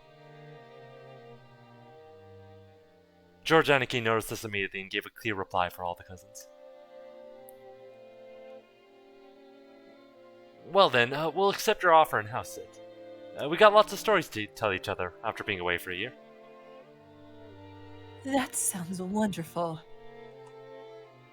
And Balakun has 6 years worth of stories to tell, doesn't he? Yeah! I'll take care of the house like a good boy. Phrasing, battler, phrasing. Also, I heard phrasing as praising, which just made it worse. Kumasawa-san, I'm going to stay here too. We'll break rank and leave the rest of the adults. Perhaps that would be the best, so I'll report it to Madam. Then allow me to guide you all to the mansion. This way, please. The other children are one thing, but George is getting to be an adult. Wait, you gotta show me her sprite and the pachinko version. I like her. She looks like a little bit more like proportionally better. I just think Kiri's is just really bad, and it makes her look way younger than like she is. Like I think they look to be a fair, little. all of these characters kind of look a bit younger than they are. Or actually, Yeah. that's interesting. How well do you think the sprites match in the reality? Because we've had some funky hair colors, we have had some stuff, but this seems like, you know. Like, I think she does look. I'm willing, like, given the art style of this, she does feel like a 30-year-old, or like 30 to mid, like 40s, like a 30 to 40-year-old lady in his style, like in this art style. I buy her more as a middle-aged woman. Pachinko version. The Pachinko version, I think, makes her too close to almost like. That like, consider how old George is. Like, what do you think Ava's age is right now, right? I think she's in her 40s. Realistically. I mean, in the story-wise. Art design-wise, she looks like she's early 30s to me. If, like, I don't know, in like, a feeling of compare style. Okay, fair enough. I guess we'll talk more about the characters' ages and maybe some other stuff later when that becomes actually relevant, if it ever does.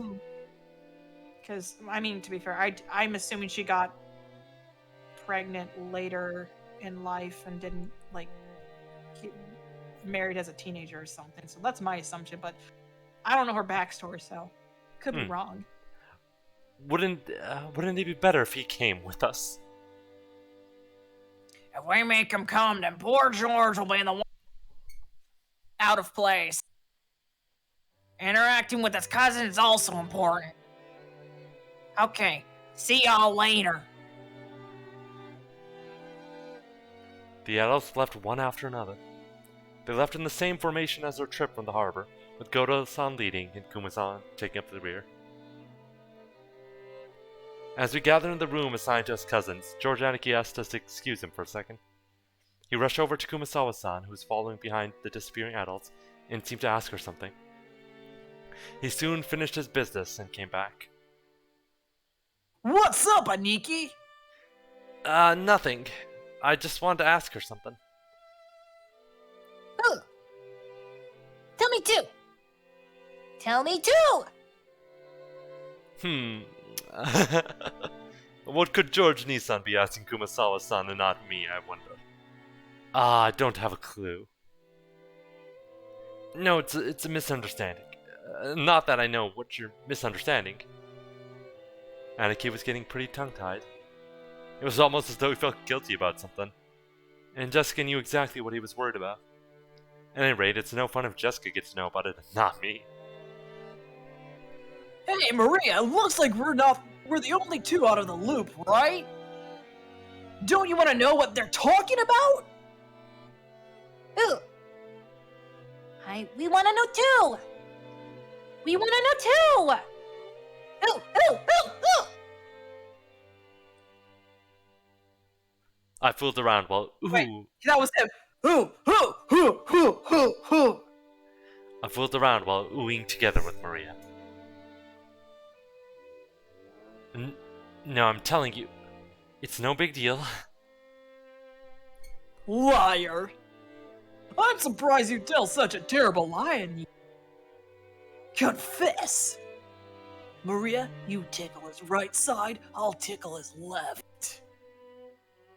Ooh. I got his right side.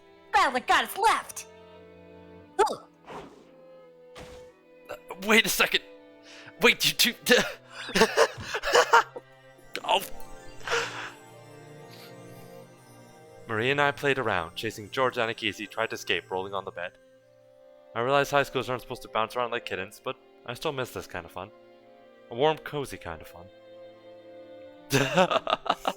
George Nissan, what were you asking Kumasawa-san? Well, I've got a good guess. It's been a year since the last time he visited the head family. Who knows what servants might have come and gone during that time. Either way, it looks like he'd like to go and say hi. Huh? Say hi. I want to say hi too. Wait, what the hell? There's nothing to feel guilty about. Nikki? I'm not buying it. Maria, don't be fooled. Aniki's still hiding something. More torture!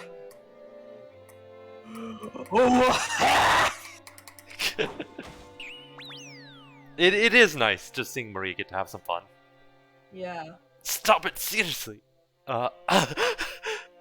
Maria-chan, you too, stop already.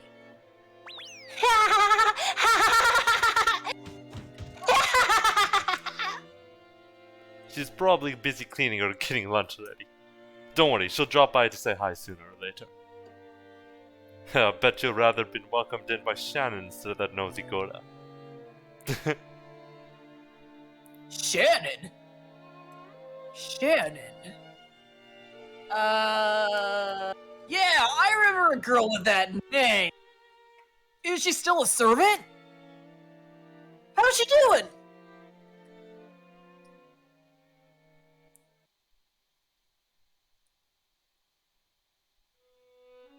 I'm not buying it. I still think George is in the closet. By the way, Natsushi Nissan. Nazi. Natsui Nissan. How's your headache been lately? Seems pretty serious before. I have been much better lately. Oh, I wanted to do her voice. You do it. Take it. Go. Run. Run with it. I have been much better lately. Thank you for your concern. I'm glad that we both went to the same place. I'm glad. I just knew it. The vibe is there. Yeah. Oh, right. Here. A present for you, Natsui-ne-san. Thank you very much. I'm always receiving gifts from you. Is this black tea? It's a herb tea with peppermint and lemon balm. It's a blend from a well-known store, and it's supposed to be good for headaches. I thought it might help you, too. Rosa was always a conscientious woman. Ooh, I can do this since this is just an outside perspective, right? Cool. Rosa was always a conscientious. Conscientious. Yeah. Rosa Wor- was always a conscientious. I can't words. Words, Oh no! words are hard. We will get through this together. Rosa was always a conscious woman. Probably because Conscientious. Conscientious woman. We can spell check both of them. Oh no. Okay. Oh no, they make her. You know what? At least the mom on the left looks a little bit like an older woman. I mean, the chest problem, but they made Rosa look too young. She looks too young. I don't like it. I'm not vibing with it. Probably because she was the youngest of four and much younger than the other three.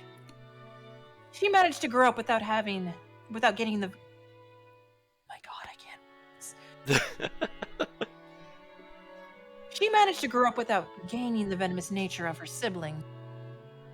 Her kind words got to Natsui to soften her expression for just a moment. But it wasn't enough to melt her stony gaze, hardened as it was by long years of mental stress. Come to think of it, you're always complaining about those headaches. Pull yourself together. Jessica-chan has her exams this year, right? That's going to be a turning point in her life. Will she really be able to rely on you as a mother if you're like that? Oh no. Oh no. Oh no. Okay, I'm thinking Natsui might be like just like a snob, but you know, I'm starting to see maybe where these headaches are coming from. She has to deal with this. She, notably, she's not one of the siblings. She married into this family. Yeah, no, I'm starting to be a little bit concerned for Natsui if she's getting these headaches frequently. Natsune-san, you're 3 years younger than me. You should get your act together. Oh no! They're like, haha, we don't care if you might be getting signs of a seizure. We don't care. Suck it up. I apologize. I've had a tendency for headaches all my life.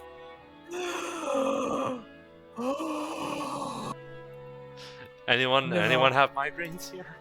They suck. They suck ass. I feel bad for this woman. Or it's like, we don't give a shit about your medical condition. Even under normal circumstances, Ava sometimes failed to choose her words carefully. But her comments aimed at Natsui contained shards of obvious malice, though she hid it with a smile. Oh yeah, Pixel. Ava is horrible. Right. She really is gonna be gatekeeping, gaslighting, girl bossing all. we Right. established that in episode 1. That is not available because I fucked up and I didn't download the pod. Oh no.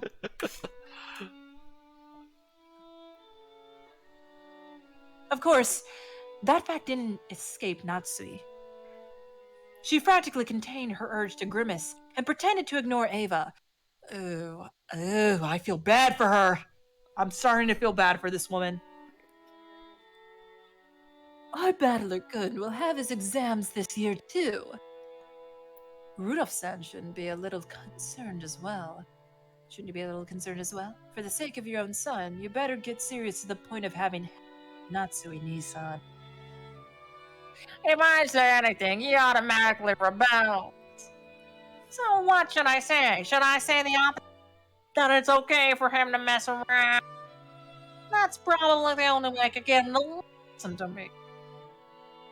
Hideyoshi Nissan, George did really well in his exam. Please, you've got to teach me the trick to handling children.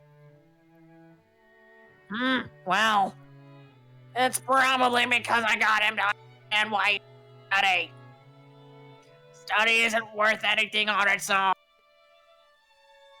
That's right, the real point of science is to practice researching stuff on your own whenever you bump into something you don't know. If you can't do that, you can't be useful to society. I'm not talking about math or writing. You gotta learn how to learn. That's splendid. I wish our Jessica could understand that as well. If she is to be the heiress of the Ushiromiya family, then at this rate... Do you really have to force her into becoming the successor? After all, a woman has to find a woman's happiness. Parents shouldn't force such things on their children, don't you think? Of course, we gotta force that heterosexuality onto her. It's like, Mom, I'm a lesbian. She's like, you're dead to me. No, I can't do this. I hate these parents so much. They all suck. Except for Natsu. I'm starting to think Natsu. Maybe Kirie's okay so far. I wouldn't be surprised if she gets a turn heel as well. Hold your horses, Ava. Each family has its own way of raising their kids, and they all fucking suck. Let's be real. Uniquely fucked up. All of, every single one of them. Let's go. Ava says it's a bunch of rich people. They're all jerks. That is fair. You know, that is very true. You shouldn't be pushy.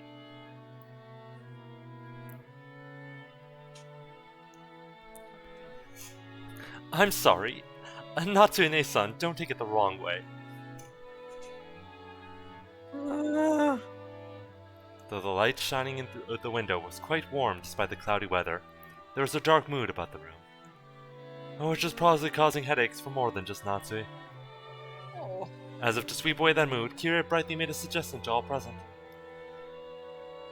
Still, this black tea has a really lovely aroma. Let's drink it right away. In Japan, surely you couldn't find something like Leopold's black tea anywhere but Ginza, right? I see, you know a lot about it too, Kirie-san. Nei-san, I guess it was worth going to the trouble of buying it. Kirie and Rosa stood up from their seats and made as effort to prepare the black tea, but Natsue forestalled them. I thank you both. But we can try that later. One of our people was sick, so please relax. Leave it for later for you two. Let's enjoy our welcome. Rudolph gave us words hard. I can't. I'm tripping over these texts. Rudolph gave a subtle signal with his eyes for them to sit down again. Kira and Rosa understood instantly and immediately returned to their seats. The initial greetings of the guests was complete, so it was time for them to be served some tea. It was embarrassing for the host that the tea was late, especially now that the guests were talking about making tea themselves. Natsue bit her lower lip, frustrated by the ineptitude of the servants who were late in bringing the tea. Seeing her face, Ava immediately started to giggle. Of course, Shannon had no way of knowing what was taking place in the parlor. She came pushing a serving cart piled with teacups. For no apparent reason, Natsuya gave her a pained look, and Shannon couldn't help but flinch without knowing what she had done wrong. Hey, excuse... Her sprite. Okay. Oh no! I He am... was looking fine, and in the chest. Yeah, the thing is, you keep doing this to yourself. I just want to know. I just keep opening Pandora's box, and I have myself to blame. Hey, excuse me. Your tea is ready. Oh, Santa-chan, it's been a while. You're keeping it prettier every time I see. Thanks. Save the chatting after you've set the table. The tea will get cold. I apologize, madam. She apologized like a small frightened animal, bumped against the serving cart, and made a jarring racket as she dropped several teaspoons. Her clumsiness made Natsui's expression turn even darker, which made Shannon quail even more. Come on, Natsune-san. There's nothing wrong with her exchanging a few words in greeting. The tea must be plenty cold already, considering how long we've been kept waiting. There's no need to worry. It's not cold yet. Shannon, finish shutting the table quickly. You know, I was starting to be sympathetic to Natsui, but now I don't. She fucking hates that. She's rude to the hell. Fuck this lady. I'm like, oh, I'm sorry. Sympathetic. She was like, no, I can't. I can't set myself for this. I gotta be hesitant. I can't immediately be like, oh, I think it's scared. Like, Yep. And they make me do something. I'm like, ugh. I'm sorry, madam. Natsui's irritation. Okay, go on. Natsui's irritation was obvious by now. And yet, like it's gonna take a while. Like this story's really long, and it's gonna have some setup, and some parts of it are hard to get through. Like these two parts. I hope you're still enjoying yourself though. Yeah, I am enjoying it. I'm enjoying the voices, and it's this is all set up. And I'm definitely getting a good idea of like how fucking rude these rich people are. Oh God. yeah. You know what? Now I get why Not Shannon is necessarily. just in the garden and just being like, don't want to talk to these people. Please stop talking to me. Kind of vibes now. Not necessarily a story about good people, but we'll Yeah. see as we move on. Even though that she's smuggling beach balls. I hope she is. I want to believe she's smuggling those beach balls. The ineptitude that delayed the tea, the clumsiness of the servant, everything pointed to the incompetence of Natsui's everyday leadership, making her lose face. As the person in charge of the Ushiromi head family's kitchen, allowing that clumsiness to be exposed in day of all days was surely nothing less than total humiliation. Laugh, Natsui-san. Don't you think it's a little harsh to bully Shannon-chan? Tried her best. I'm not bullying anyone. What a nice aroma. May I ask what brand this is? Also, we just gotta take a second to notice these. Okay, yeah. Give me the psychic damage. I'll roll for. We've already seen it, but I just meant these. Oh. The cutouts. Just look like a recolor. Yeah, like there's more shading in the original version. It's part of the fabric. Mm-hmm. I'm terribly sorry. I'll find out for you later. Kira is trying to be nice, hoping to cut through the tense mood. However, Shannon had embarrassed herself instead, darkening Natsui's face and the room's mood. Yeah, the diamond cutouts are some sort of statement because that isn't normal at all. Mm-hmm. By this point, Ava was audibly giggling. Oh. What's this? Shannon-chan, don't you even know what you're pouring us? Come now, you mustn't serve something so suspicious to guests. We'll need a silver spoon at the very least before we can drink this. Do you know what the reason for a silver spoon is? Isn't it because some poisons tarnish silver? Yep. Is that what it is? That's, Yep, I'm that's assuming that is. Yep. I'm sorry. I'll go get one immediately. Shannon-chan, do you know what silver spoons are used for? They have to be silver. Do you know why? No, A teasing smile rose to Ava's face as she stared at Shannon setting the table. By itself, Ava's expression was sweet in an impish sort of way.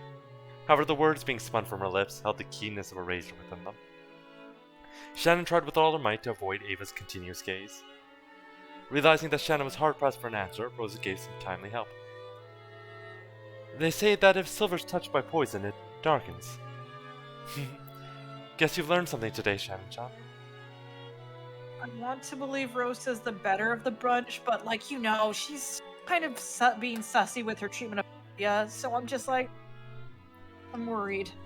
I'm worried about even like the decent like adults are like sussy. Because like Kirie clearly is trying to be like the arbiter moderator, and so is Rosa, but I'm waiting for like the dirty little secrets for both these characters. I'm waiting for it. I'm just waiting for it. Maybe in the next 200 hours we'll find out more about these characters. Oh, no. I want to believe there's one decent adult in this premise, but I don't think there is. What's your over-under? Who's the most likely and least likely to be a decent human being? You know what? I think most likely, I feel like it's going to be Kirie. Okay. I think it's Kirie because I feel like she's an outsider to this family. She seems to already be to the help, and like she's getting the vibes of like being very playful. I'm hoping she's the nice like adult out of this, and I feel like Rosa, they're gonna throw a curveball at Rosa because I think the implication is that this entire family is fucked. Alright. The rat teams those tea needed to be tested for poison before it could be drunk. In Natsu's eyes, this was an insult to both the tea and to herself for serving it.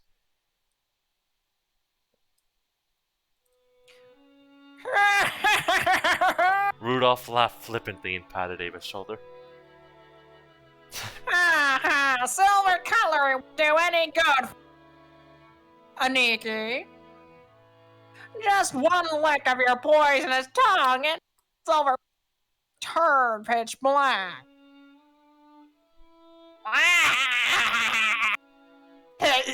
That's a very Wario-esque laugh. I'm flattered, glad to bring the cursedness of this voice acting. Since I get to hear poison tongue every day, I must be poison-proof myself. Ava, I don't mind when you use it on me, but you better hold back when talking to people who haven't built up a resistance. Oh my, how cruel. All I did was teach Shannon-chan a bit about tea, didn't I? Okay, I'm waiting for the twist that like Ava, I don't know, someone tried to poison Ava and she's, I don't know, I'm waiting for that. I'm holding for out for this. I'm guessing they could be jerks or this could be a hint. Everyone followed the lead set by Hideyoshi's horse laugh and chuckled, though not easily. Only Natsui didn't join in, but for the time being, the conversation inside the parlor could now be mistaken for a lively and friendly chat. Oh, this sounds so awkward. As Shannon finally tried setting the tea table and tried to leave, Kira apologized to her in a low voice for not being able to help.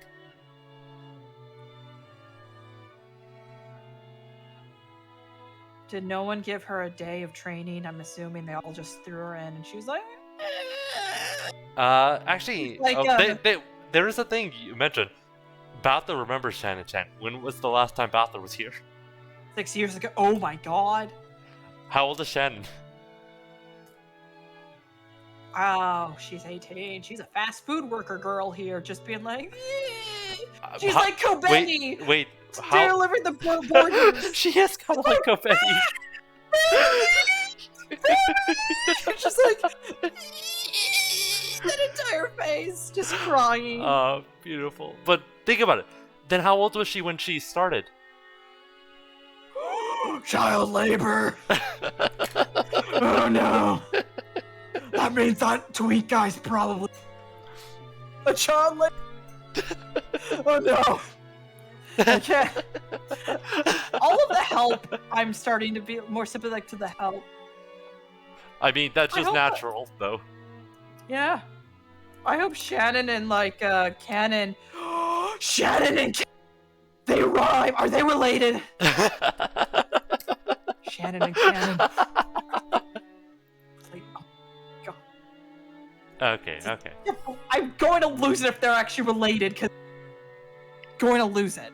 Okay, alright. We'll see if they're related. Shannon finally sending Timothy. Shannon gave a light bow and made a hasty retreat. Yeah, that's where we are.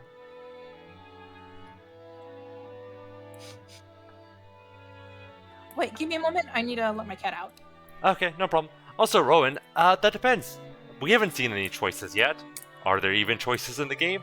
Are they 30 hours in? Are they 100 hours in? Are there 195 hours in? Is there not a single choice and this is, we're left to lament our fates?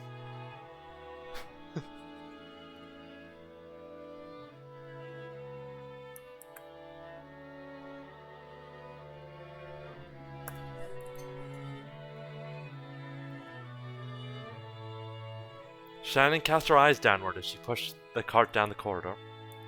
Anyone seeing the pitiful way she looked might easily conclude that she'd been bullied in some way.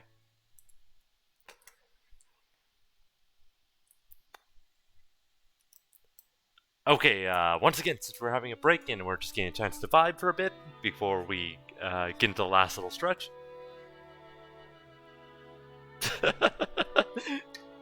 I don't know what you're talking about. Ava said she didn't bully Shannon. You can trust Ava.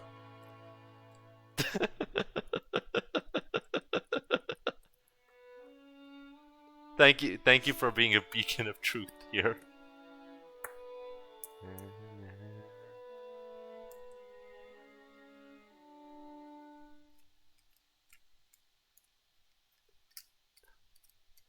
Good question. Where are Shannon's parents?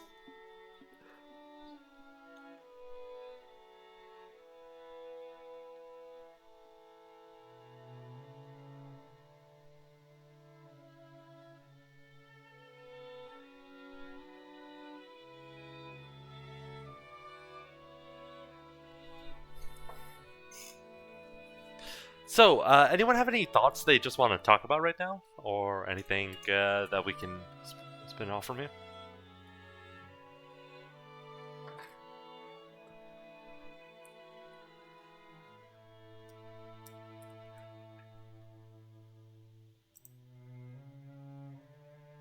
Alright, I'm back. Oh, you're drinking some coffee. That's nice. Also, hey, Jupiter. Nice. So yeah, Rowan is currently outraged that she might have easily concluded that she'd been bullied in some way because she got bullied, and also where the hell are Shannon's parents? Where are these kids' parents? Why are they being exploited by the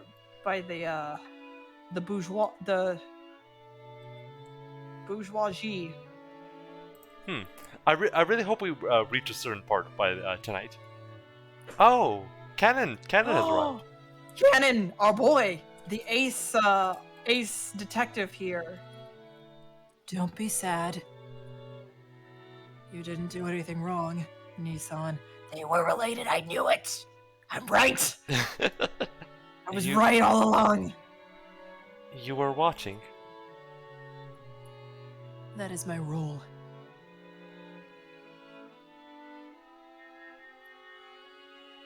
You get to say it. Sam, I can go to hell. Wait, no, I need to say that better. Madam and Ava-sama can go to hell. But the worst coward is that guy. Cannon glared hatefully in the opposite direction of the parlor. Preparations for the tea had been delayed by some trifling problems in the... These problems were not Shannon's fault. In fact, it had been Goda's mistake. After all, there was no way to show off like Goda would. Guests arrived. You're cutting out again. I think it's because like I have the fan on and the fan is kind of loud, and I think Discord's trying to cut off like the sound the fan's making. Let me just like turn off the fan, and I think that might fix it. I do want you to avoid overheating though. Yeah, it's fine. It's not hot now, and I can always turn it on later. Okay, cool. Because I have a remote.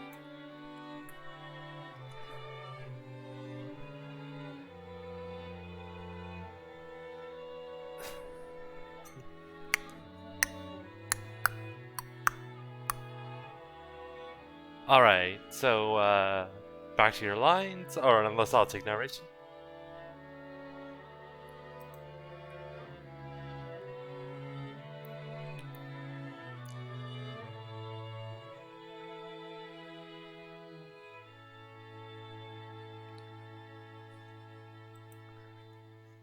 Okay, hopefully I sound a lot better now and won't cut out. Hopefully. Yeah, I think it really was the fan because it was getting a little bit loud. Oh yeah, like it's not happening now. It seems good. Yeah, I think it really was the fan. Discord noise reduction settings was like, ooh, we hear a burr. No burrs allowed.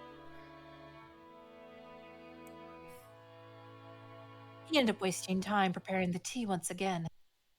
So, when you realized he wouldn't be able to score points for this job, he pushed the task of setting the table on Shannon, who happened to be passing by. Oh, God. He might call it a clever move on his part. There could be no doubt that it was a cowardly one. What an asshole. So yeah, he messed up, and like the tea's late, and he gets Shannon to deliver it instead of him, so she gets blamed. Oh, God. Oh, my fucking God. What an asshole. Well, glad that I care about these two children. It's okay, Kanekun. Thank you. I'm not bothered by it at all.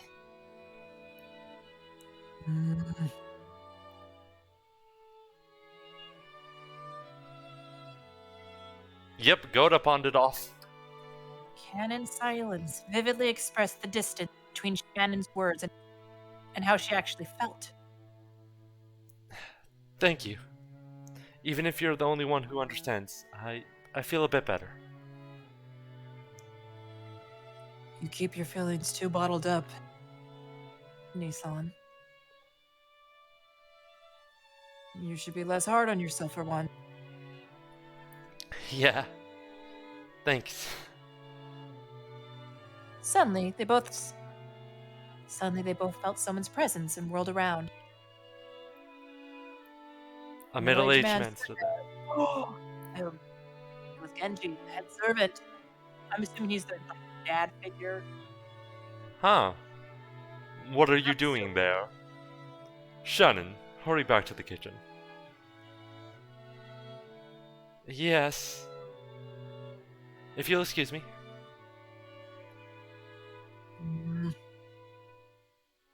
Shannon humbly obeyed and promptly made to push the cart and left.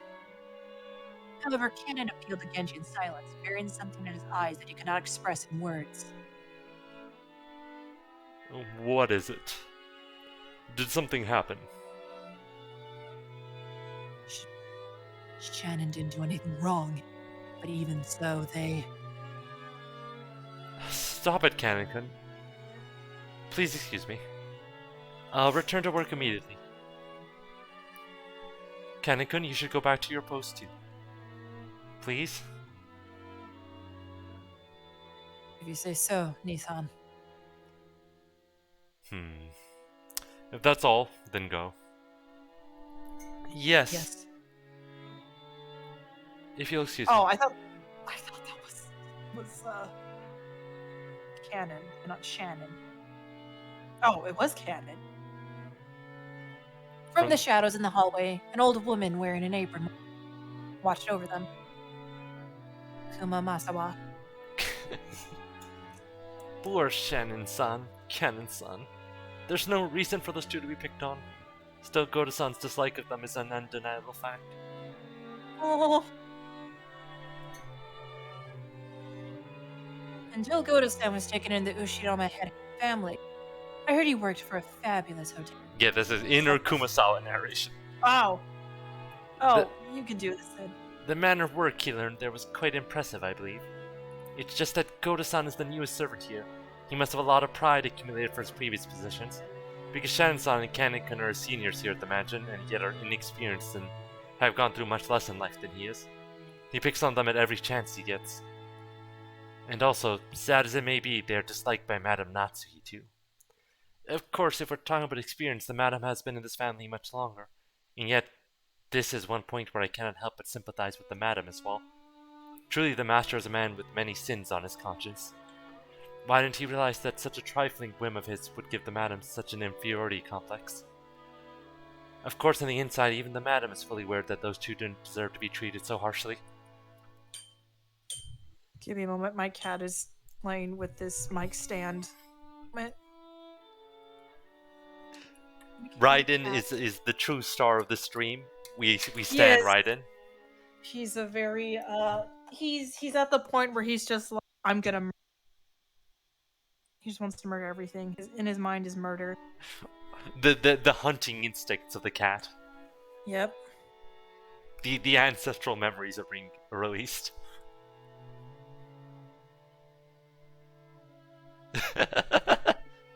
God. Oh no, he's looking at this child.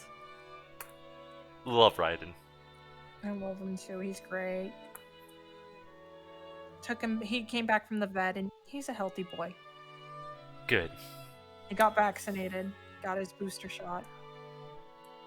We will have Raiden voice a character eventually, I think. Maybe. Yes, maybe. Who knows? If you get Raina to 500 subscribers, get right on stream, live on cam, to voice a character.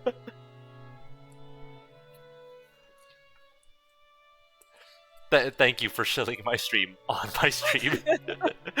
Exactly. Of course. However, the heart has reasons that reason knows not. I feel so sorry for them. I can't do anything but watch over them from the shadows.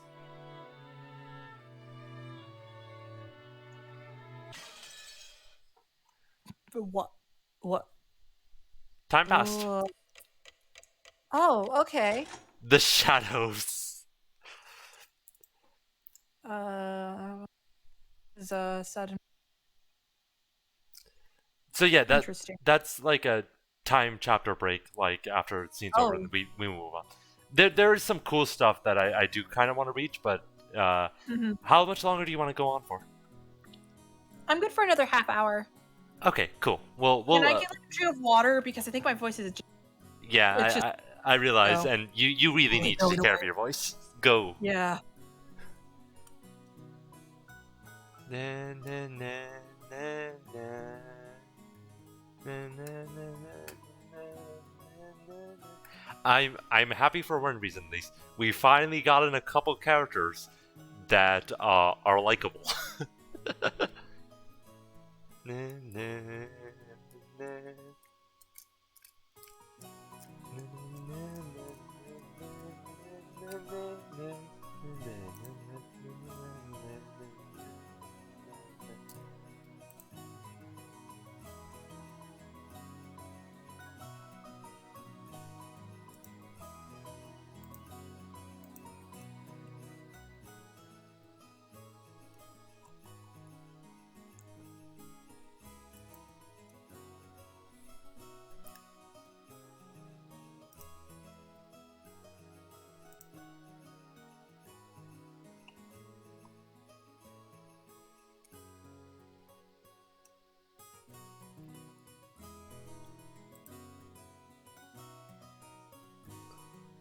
Hello, I am back. Sadly, Raiden wasn't in much of this stream. Yeah, He was actually taking a nap. it's okay. He deserves naps. So he was pretty much a sleepy boy. But most of the time, he tries to get in front of the laptop. I know. I remember him just lying on your like keyboard last Yep, stream all the yep. time. It was great. Yep. The four of us cousins were enjoying our stories, just shooting the breeze. Anyway, there were both girls and guys here. Plus, we had people over a wide spread of ages, adults, high school, and elementary school. If we just talked about our own lives, the other three kept listening attentively. I think I'm finally getting used to all of this. Jessica and Maria have grown more than I could past 6 years. To be honest, I was feeling a bit uncomfortable. But talking like this, I guess that's on the inside. Nothing really changed since back then. I agree. You haven't changed a bit even after 6 years. Even though your body's gotten gigantic, you're still a kid inside. Ooh. I'm a kid too. I'm a kid too. She's a squid now. I'm a kid now and a squid now. Ooh.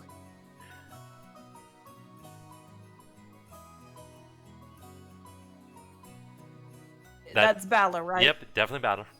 Sometimes when they're together, I can't tell who's talking Yeah, it's on hard. the line.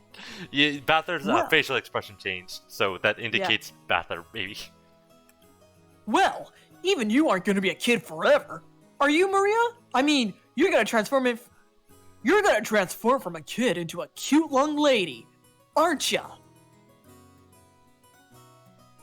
When that happens, that what does it crest Ah! when that happens,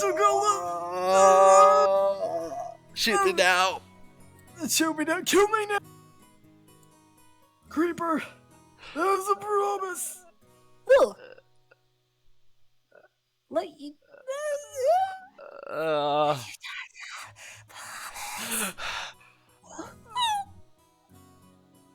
No, Maria-chan. You can't make that kind of promise. That's bad, bad, bad. Ooh? I promise. So I let him touch him.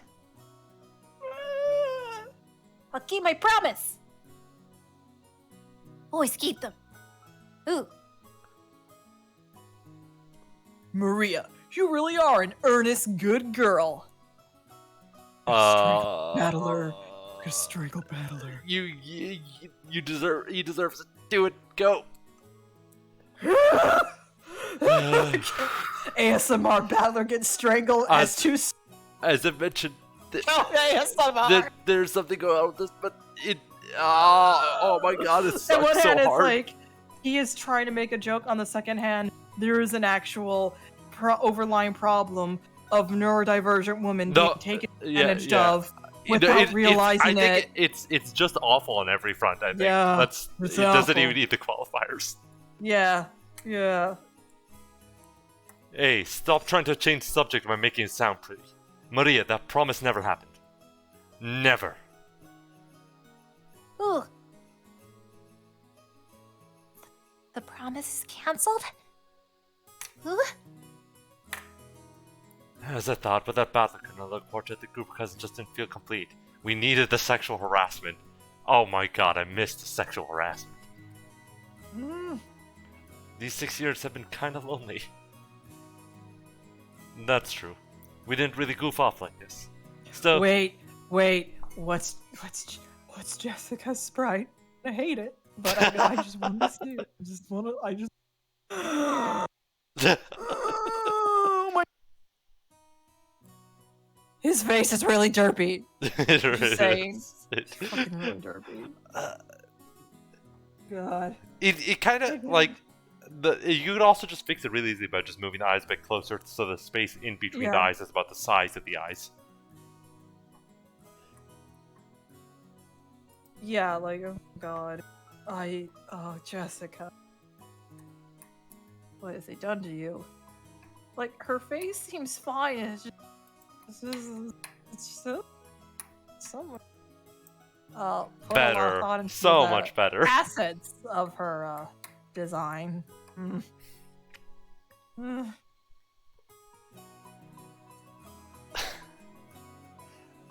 Don't insult George's walleyes.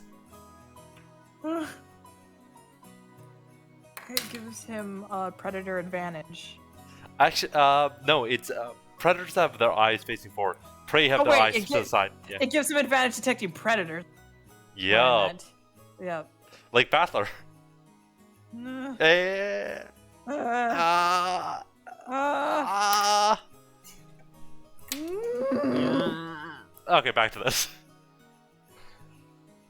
I'm immediately thinking of that one gif where it's like, call the police! Stuff about The preparing walrus. for our future, examining, taking, finding jobs. Oh, I'm so sorry. Now that I'm here, we just talk about stupid stuff, mess around. God, I was waiting for Balor to be like, it was just a joke, bruh. Because he gives me that vibe. But I'm having more fun this year. Ooh, ooh. That's true. I agree, this year's most fun yet. Maria's sincere words probably spoke for everyone present. George Anarchy stroked Maria's head and she giggled like a happy kitten. Hee hee hee.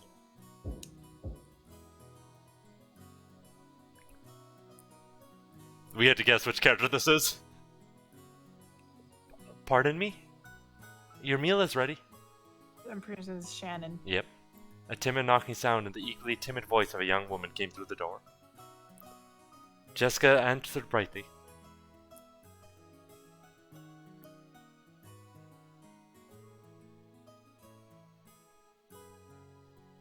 Shannon, come in. You remember Battler, right?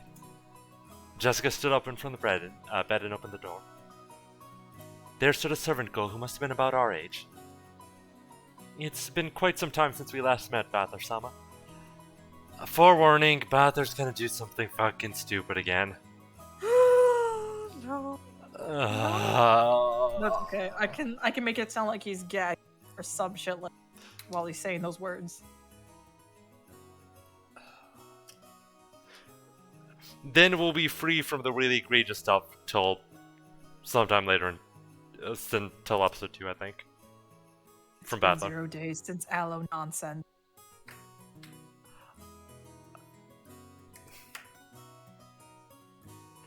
It hasn't even been like a minute, really. I know, right? Alright.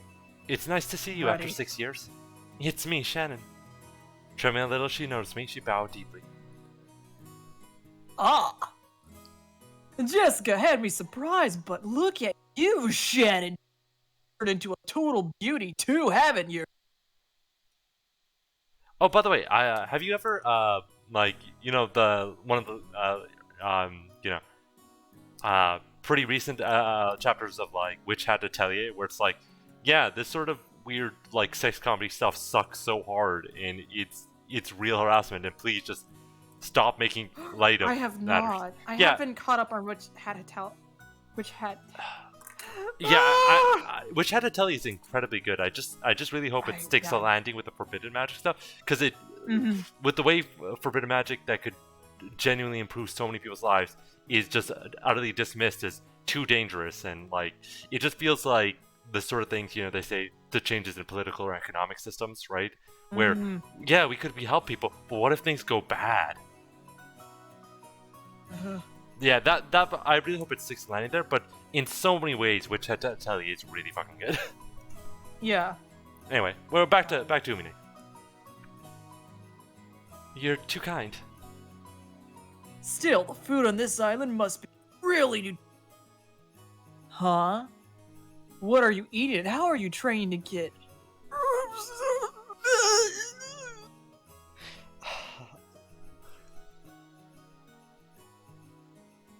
Guess I'll have to.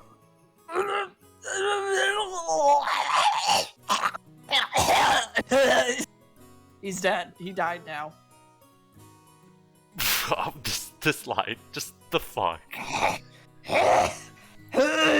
He gets food poisoning, man. Cancel trip. Game over. Battler fucking dies. Ending aid. Battler fucking dies. The good ending. The only good ending. The only right ending. This is just a Battler style method of elimination. No, it's not. Oh, Well, actually, if it is, then he's a predator.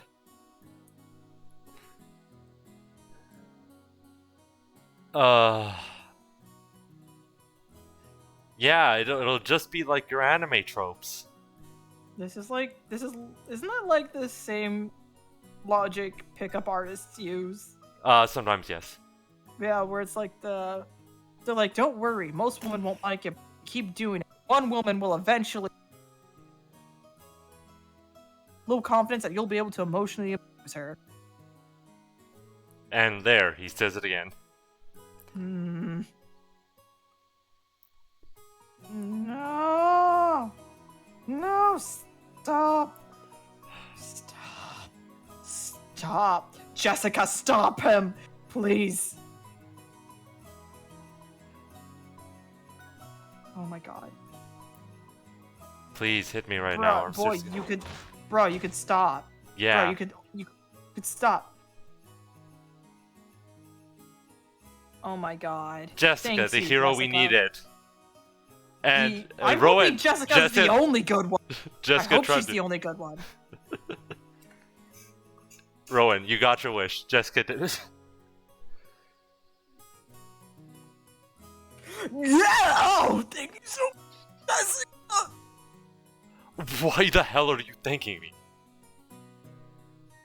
Seriously, my bad, Shan. I almost got overwhelmed by your hypnotic chest.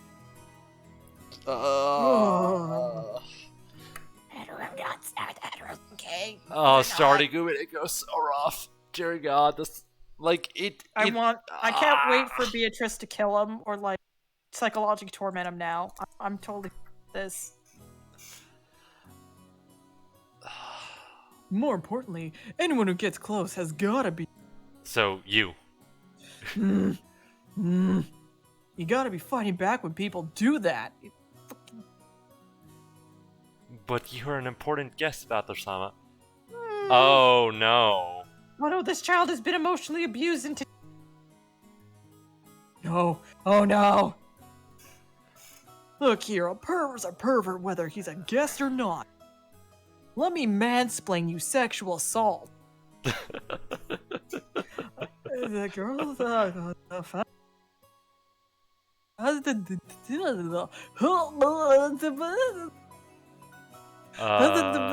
this is obviously what it's to be mansplained. Oh. That's a line from her.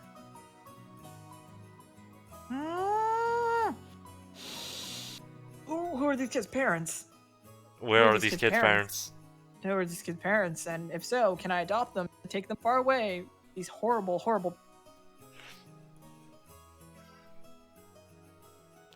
A girl like this needs some urgent protection from Balor, yes. To think such a devoted girl still exists in this era. It's enough to make a man dizzy. But no. No. I'm coming at you with a perverted face again. No, stop it, Balor, please stop. Stop. It's time to stop. It's time to stop. It was time to stop before this started. I cannot fulfill your request, because I'm furniture. But if it were an order, I'd pay you, because that is my duty.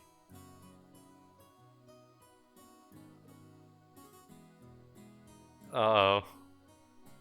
Then I'll make it an order. The next time Battle controls the rest, counterattack with Slap. Got it? Yes, as you wish. From now on, that's what I'll do. Please understand, Patterson. Shan-chan announced this while bowing elegantly to me. First George had a white nighter. You know, I was like, I like George, and I'm like, oh no, quote unquote nice guy now. Specifically, Oh, the no. way that was an order to is. No, I'm already not liking the dynamic since it's clear he has a crush on her. Her expression was radiant.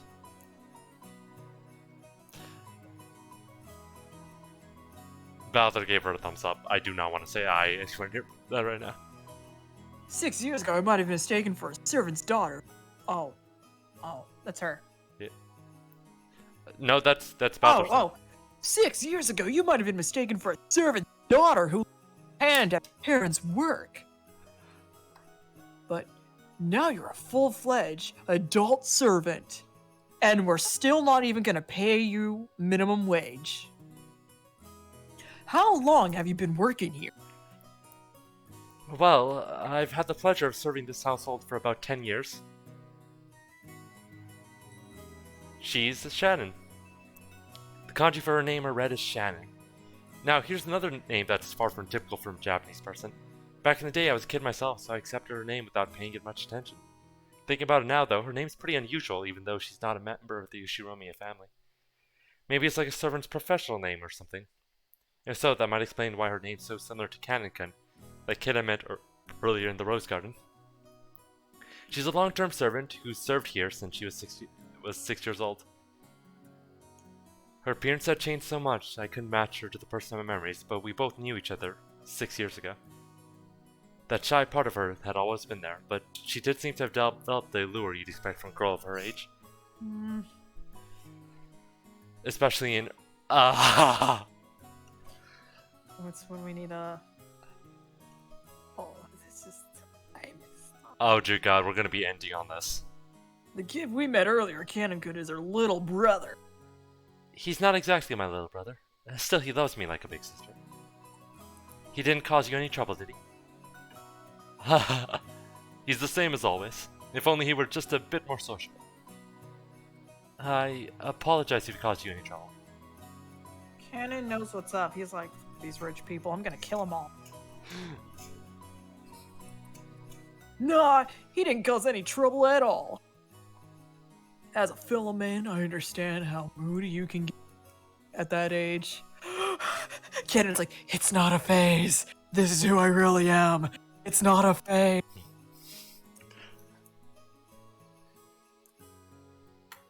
It's no surprise he's unsociable. Ooh. I get called out all the time too. Oh no. Hey, she's like Autism solidarity. Ooh. Canon has developed class consciousness. Yep. I get called unsociable. Just like Canon. Ooh. You aren't unsociable at all, Maria-sama. Huh? Wanted to be like him. Ooh. You know what? Maria is in the right direction. She's like, I don't want to be like these adults, or even my older peers. I want to be like that goth kid. I can totally see Maria being a Lolita. I mean, she's already wearing I actual support it. Lolita dress right now. Yeah, you know what? I'm here for it. She's gonna be a goth girl, and I'm here for it. You said the I meal hope was she, like- ready, right? Ah, yes. I'm sorry. Your meal has been fully prepared, so please allow me to guide you all to the mansion. Shannon bowed again, formally, and returned to her duty mode. We realized that if we made her stick around for any more light conversation, it would actually make it harder for her to do her job. We got up off our butts to avoid interfering with her work any further. So shall we go to the mansion? Everything's probably hungry, right? Yeah, I'm really looking forward to Goda-san's food. That guy was apparently a chef at this famous hotel, so he's super good at cooking. Ooh. I can't wait. Let's go, Maria. We're gonna stuff ourselves like pigs. Ooh. Stuff ourselves like pigs. No, you can't take everything Bather says seriously, okay? Because he's always just joking around. So shut up, pig. Ooh. Okay, let's go. Oh my god, I want to learn. Maria's like, Shut up, capitalist pig. Ooh. Isn't that just Koshka? oh, I love Koshka. We stand Koshka in this channel. God, what if Sasonia isn't gonna get an anime adaptation? It's not fully complete yet, but if it does, Oh, yeah, I wonder how certain scenes are gonna be animated. That's for certain. The thing is, I can see it being a problem where, like, Umineko, it's somewhat inherently unadaptable without doing a lot of interesting stuff.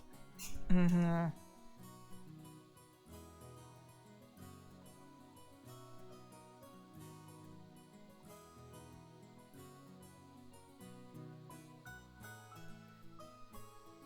Met once again by the magnificent rose garden, we continue onward as the intimidating mansion of the Ushirome head family came into view. It had apparently been built shortly after the war, so you could feel the dignity of an almost half-century hanging about it. The building was gorgeous on the surface, but as old as it was, equipment such as its AC and heating were apparently quite frail. According to Jessica, midwinter was especially tough, what with all the drafts. Haven't these people ever heard of a kotatsu?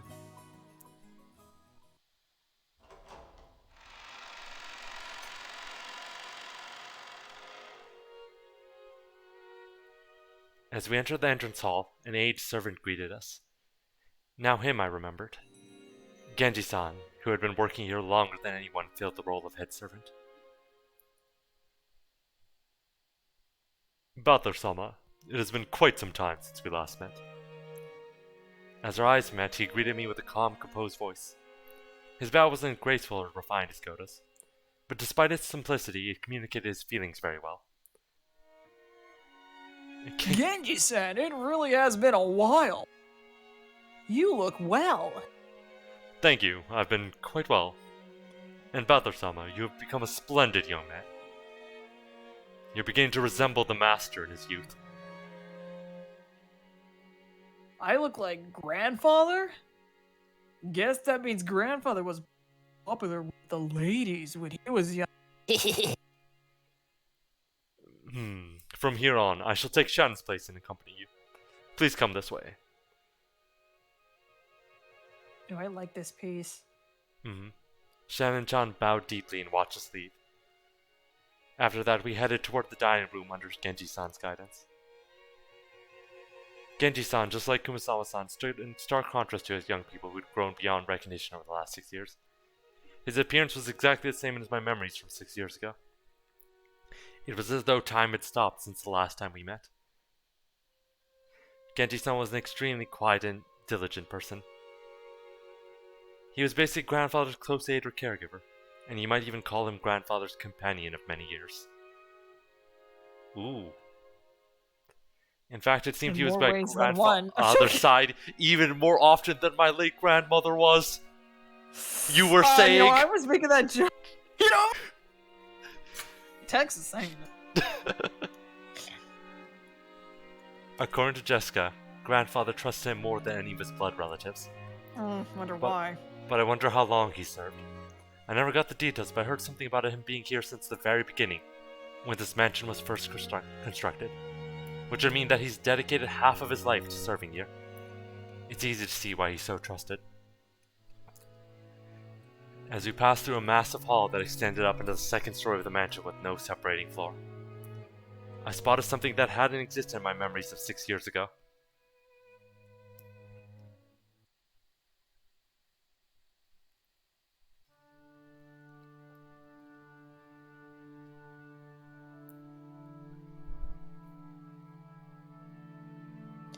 Yes, it is our little pog champ. It's her! Beatrice. The gamer girl.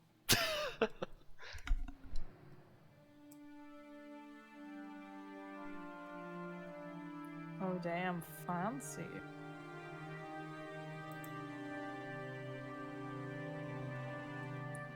It was an awfully big portrait hanging right in front of the stairs that rose to the second floor. Without thinking, I stopped walking, captivated by it.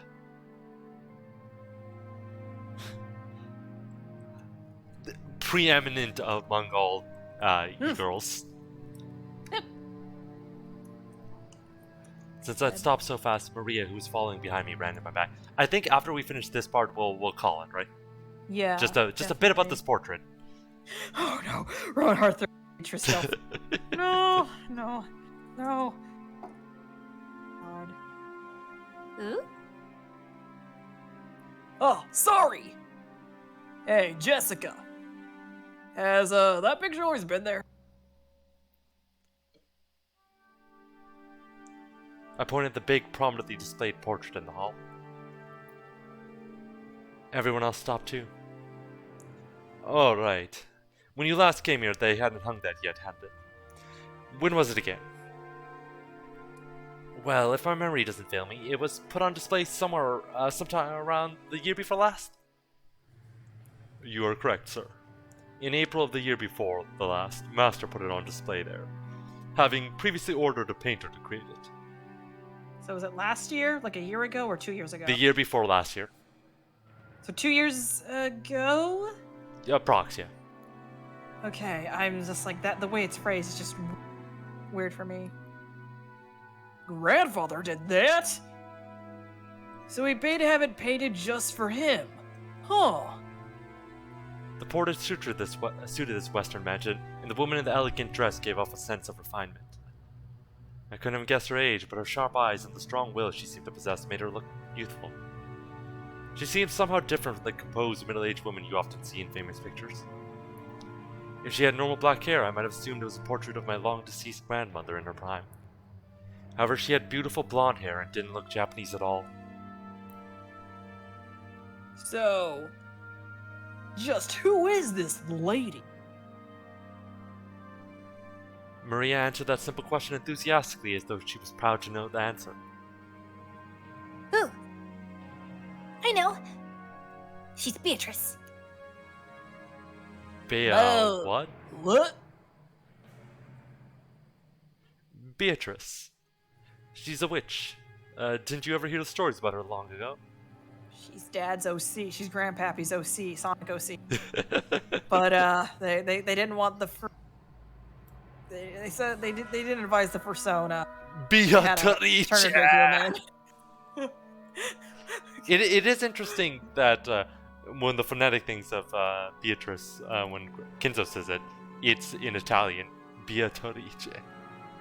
Everyone says it the Italian way.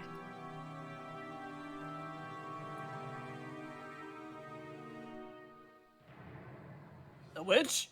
You mean the witch of this island? I think I already said this, but Rokujima is a small island, only 10 kilometers in circumference. However, that's actually pretty massive considering that only the Oshiromiya family lives here. So only the harbor and the area around the mansion were set up to be lived in. Beyond that, the island remained as untouched as it was when it was uninhabited.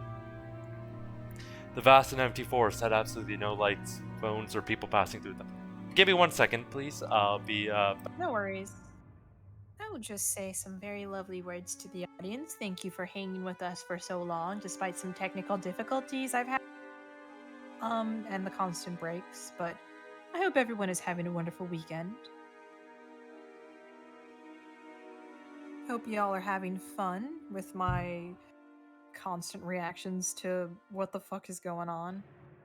Yes, breaks are important indeed, SK. Yes, but I hope you're all having a wonderful day. I would bring the cat up to like the mic, but he's actually out of the room, so doing cat stuff. You know how cats are.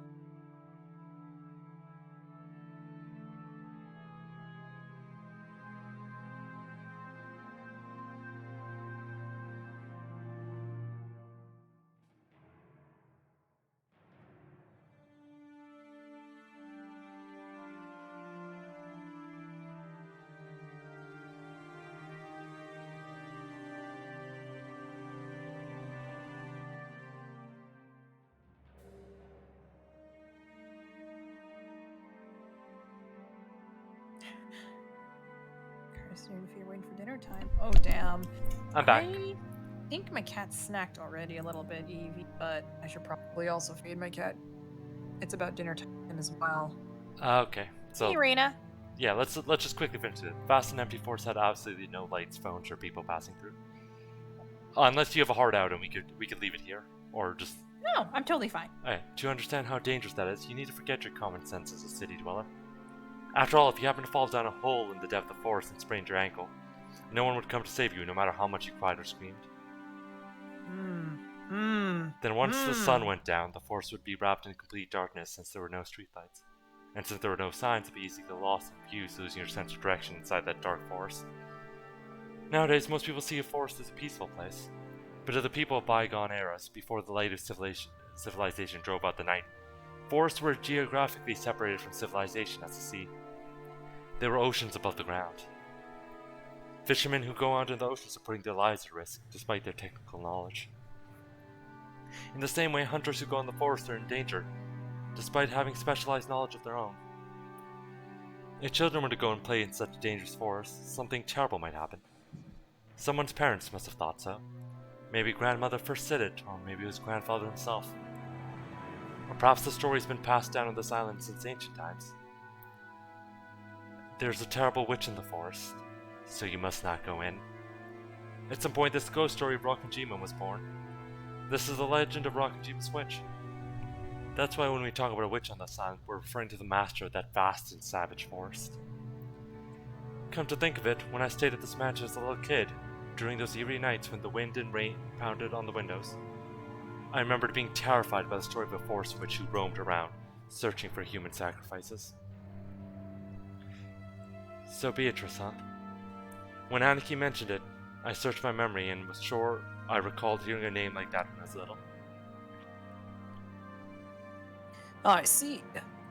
Still, I totally forgot that had an elegant name like Beatorici. Beatorici. So, did grandfather go out of his way to have a portrait made just because we grandchildren didn't believe the story? She's the witch from Grandfather's Delusions. Ever since he had this picture hanged, he's been having a harder and harder time telling the difference between truth and fantasy. To us, she's just a witch that exists in Grandfather's mind, but to him, she's a being that exists on this island. Exists. He says he had that painting made because the rest of us would be incapable of understanding otherwise. The whole thing's creepy as hell. Yeah, I think Jessica knows what's up. And for someone who we don't know the age of, could be an underage teenage girl that he's like fantasy. But I think Jessica knows what's up. Now, I'm holding Jessica being the one with the closest morals. My lady. I'm hoping. This portrait is precious to the master. I beg of you, do not say such things in front of him. I know. Even if you didn't tell me, I'd never do something like that. Jessica glanced at the portrait with an irritated gaze before turning away. Let's go. We're making everyone wait in the dining room. Ooh. I'm hungry. Only a small portion of this island was controlled by the Ushiromi family. All of the lawless remainder was the domain of the witch Beatrice. You might even call her the true ruler of Rokkenjima. I feel a faint revival of that unsettled sense of misfortune, which I had felt when I learned of the tutelary god's shrine being struck by lightning.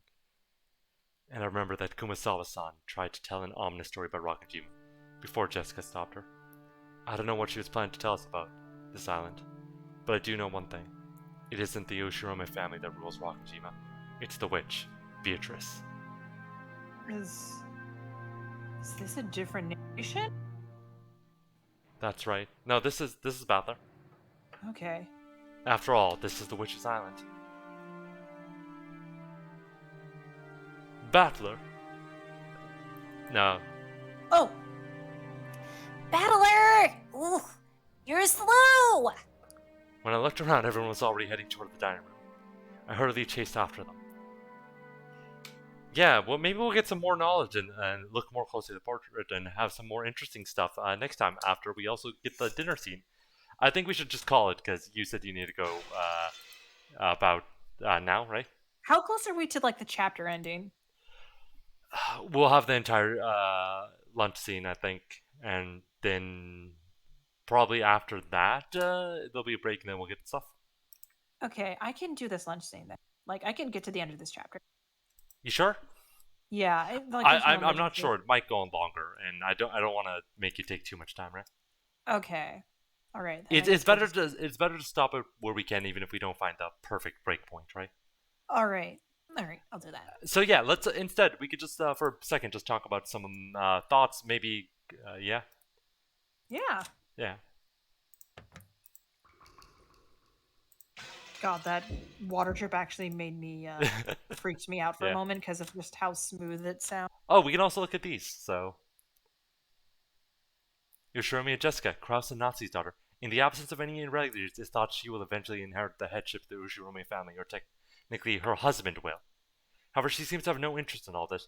She was born with weak bronchi lesbian and is sometimes canonical. assailed by sudden asthma attacks. Oh no! Oh no! I know enough mystery book tropes where this is going. George, Ava and Hideyoshi's son, an affable young man liked by everyone in the family. He's currently studying as an assistant for his father's company because of nepotism, and it seems he dreams of making his own one day. As the oldest of four cousins, he acts as their leader and arbiter. Hater. He's a nice guy. He's a nice guy. he's a nice guy. Battler. I was like, oh, he's a nice guy, but I was like, he's a nice guy. Yeah. Now. The son of Rudolph and his first wife, Asumu. When his father married a second wife shortly after Asumu's death, Battler rebelled and went to live with his grandparents on his mother's side. However, both of these grandparents passed away, and he's now returned to the Ushirome family after 6 years. The family conference is a chance for him to renew his friendships with his cousins after a 6-year gap. Oh, look at those. His face. That is totally a 6-year-old. That's totally a 6-year-old kid. She's 9, Rose's daughter. Mhm. Her father's Oh. identity is unknown. She can't shake off the habit of speaking like a young child, which often earns her scolding. She has no interest in studying or making friends, but is very interested in things concerning the occult and black magic. Thanks We to her got a excellent goth powers girl of here. memorization, she knows all kinds of obscure trivia. Good for her. Good for this girl having a hyperfixation on the occult. What a goth girl in training. Oh yeah. Ava, Kinzo's second child. She's wearing pants all this time. Yes, she was wearing Oh pants my this entire god. time. Oh my god. That's so funny. And they're white. Oh my god. This is like a mixture of like daring fashion choices and rich people can't dress themselves. Oh yeah. Girl boss. She's hostile Yeah, toward I her was brother baited Kraus indeed. and opposes him whenever she can, from issues dealing with the family fortune to the question of who would succeed the family headship. Normally, she would have lost her place in the Ushirome family register upon her marriage, but she managed to forcibly overcome this by having her husband take her family name. Good for her. Girl boss in it. Acid bleach jeans. Anyway, Hideyoshi, Eva's husband, he took his wife's name upon their marriage and became a member of the Ushirome family. He therefore does not possess the spiteful genes passed down to Ushirome family members, and his bright smile is very refreshing at the family conference. He started his business from scratch and now works as the president of a medium Chinese restaurant chain. This chain seems to be growing and performing extremely well. Wheelbaron says, imagine Resident Evil 4 8 but with jeans under. God. That's so cursed. It's pretty cursed. Along with his sister, Ava, he tends to make his voice heard during the family conference to prevent their oldest sibling, Kraus, from keeping all of their father's wealth for himself. His former wife, Asumu, passed away 6 years ago, and he married his current wife, Kirie, shortly after that. Kinzo's fourth child. She's far by the youngest of the 4 siblings. It seems that she gives her a weaker position at the family conference. She manages a design company, but she has yet to start taking it seriously, and its financial situation is far from favorable. Oh. Huh. I thought she was wearing pants, but I'm surprised she's wearing like a skirt. Yeah, like the Revelations. Yeah, like I guess my flipped our expectations. Damn. Genji, the leader of the servants who work Wild. for the Ushirome family. He has served Kinzo longer than any other, and is the person most trusted by that old man. Since he serves Kinzo directly, Kraus and Natsu would think of him as being a spy for Kinzo.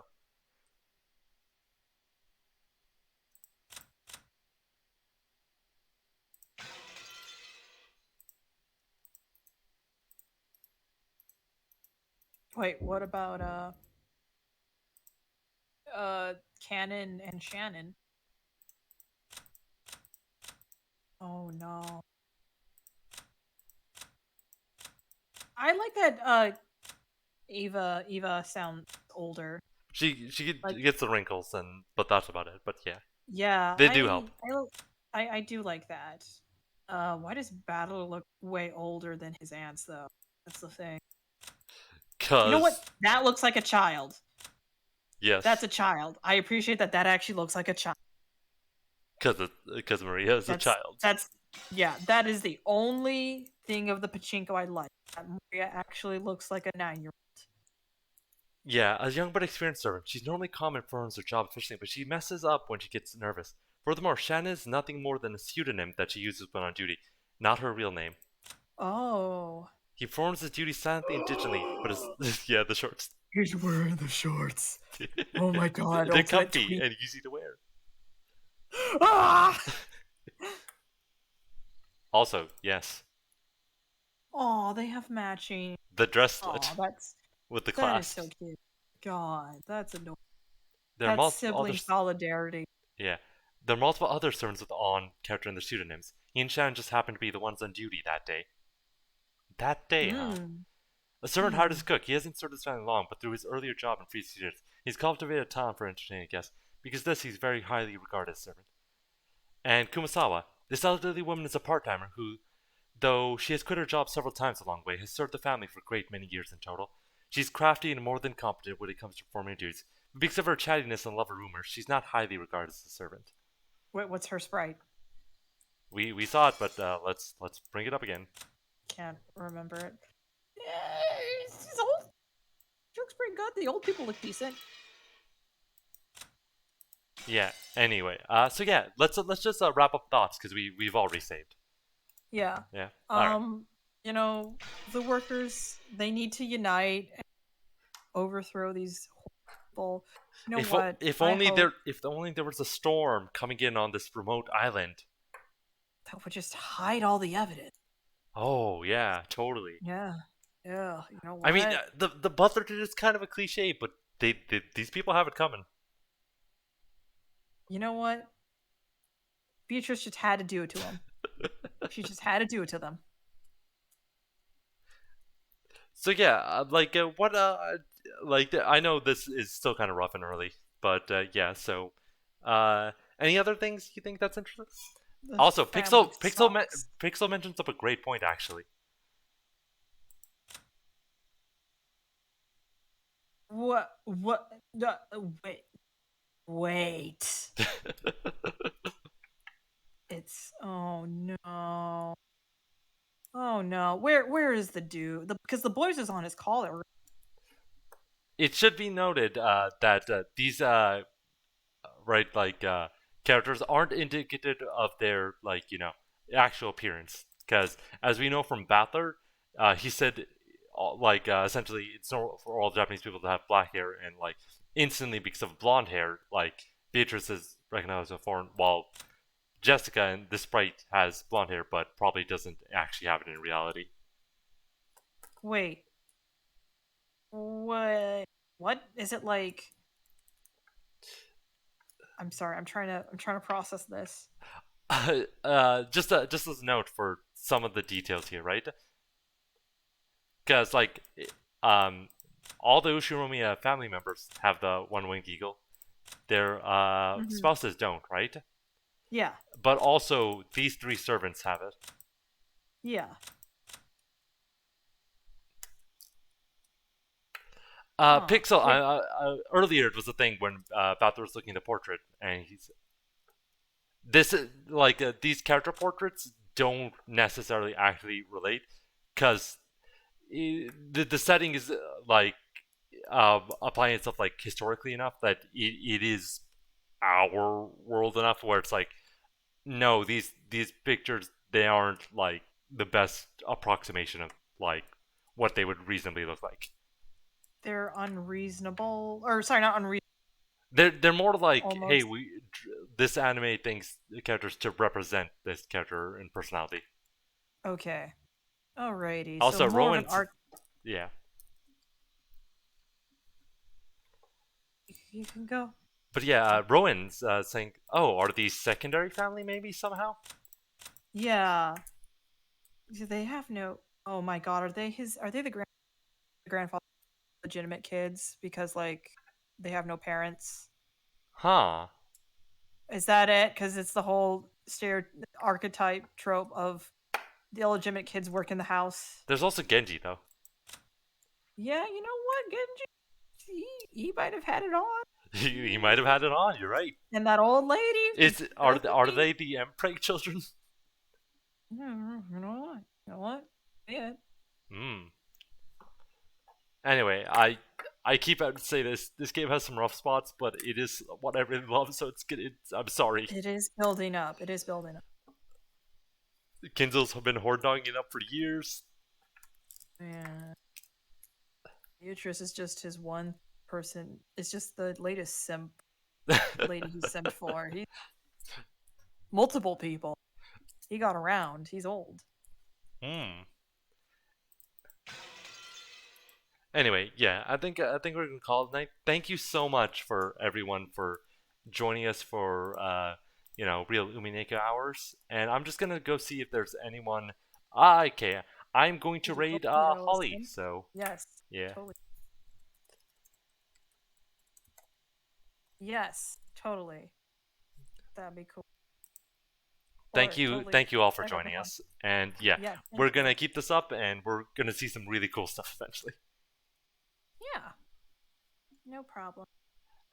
thanks everyone, and have a good night, y'all. Yeah. Thank you. Bye. Bye. Okay, I've sent them on the raid, so good night. Bye.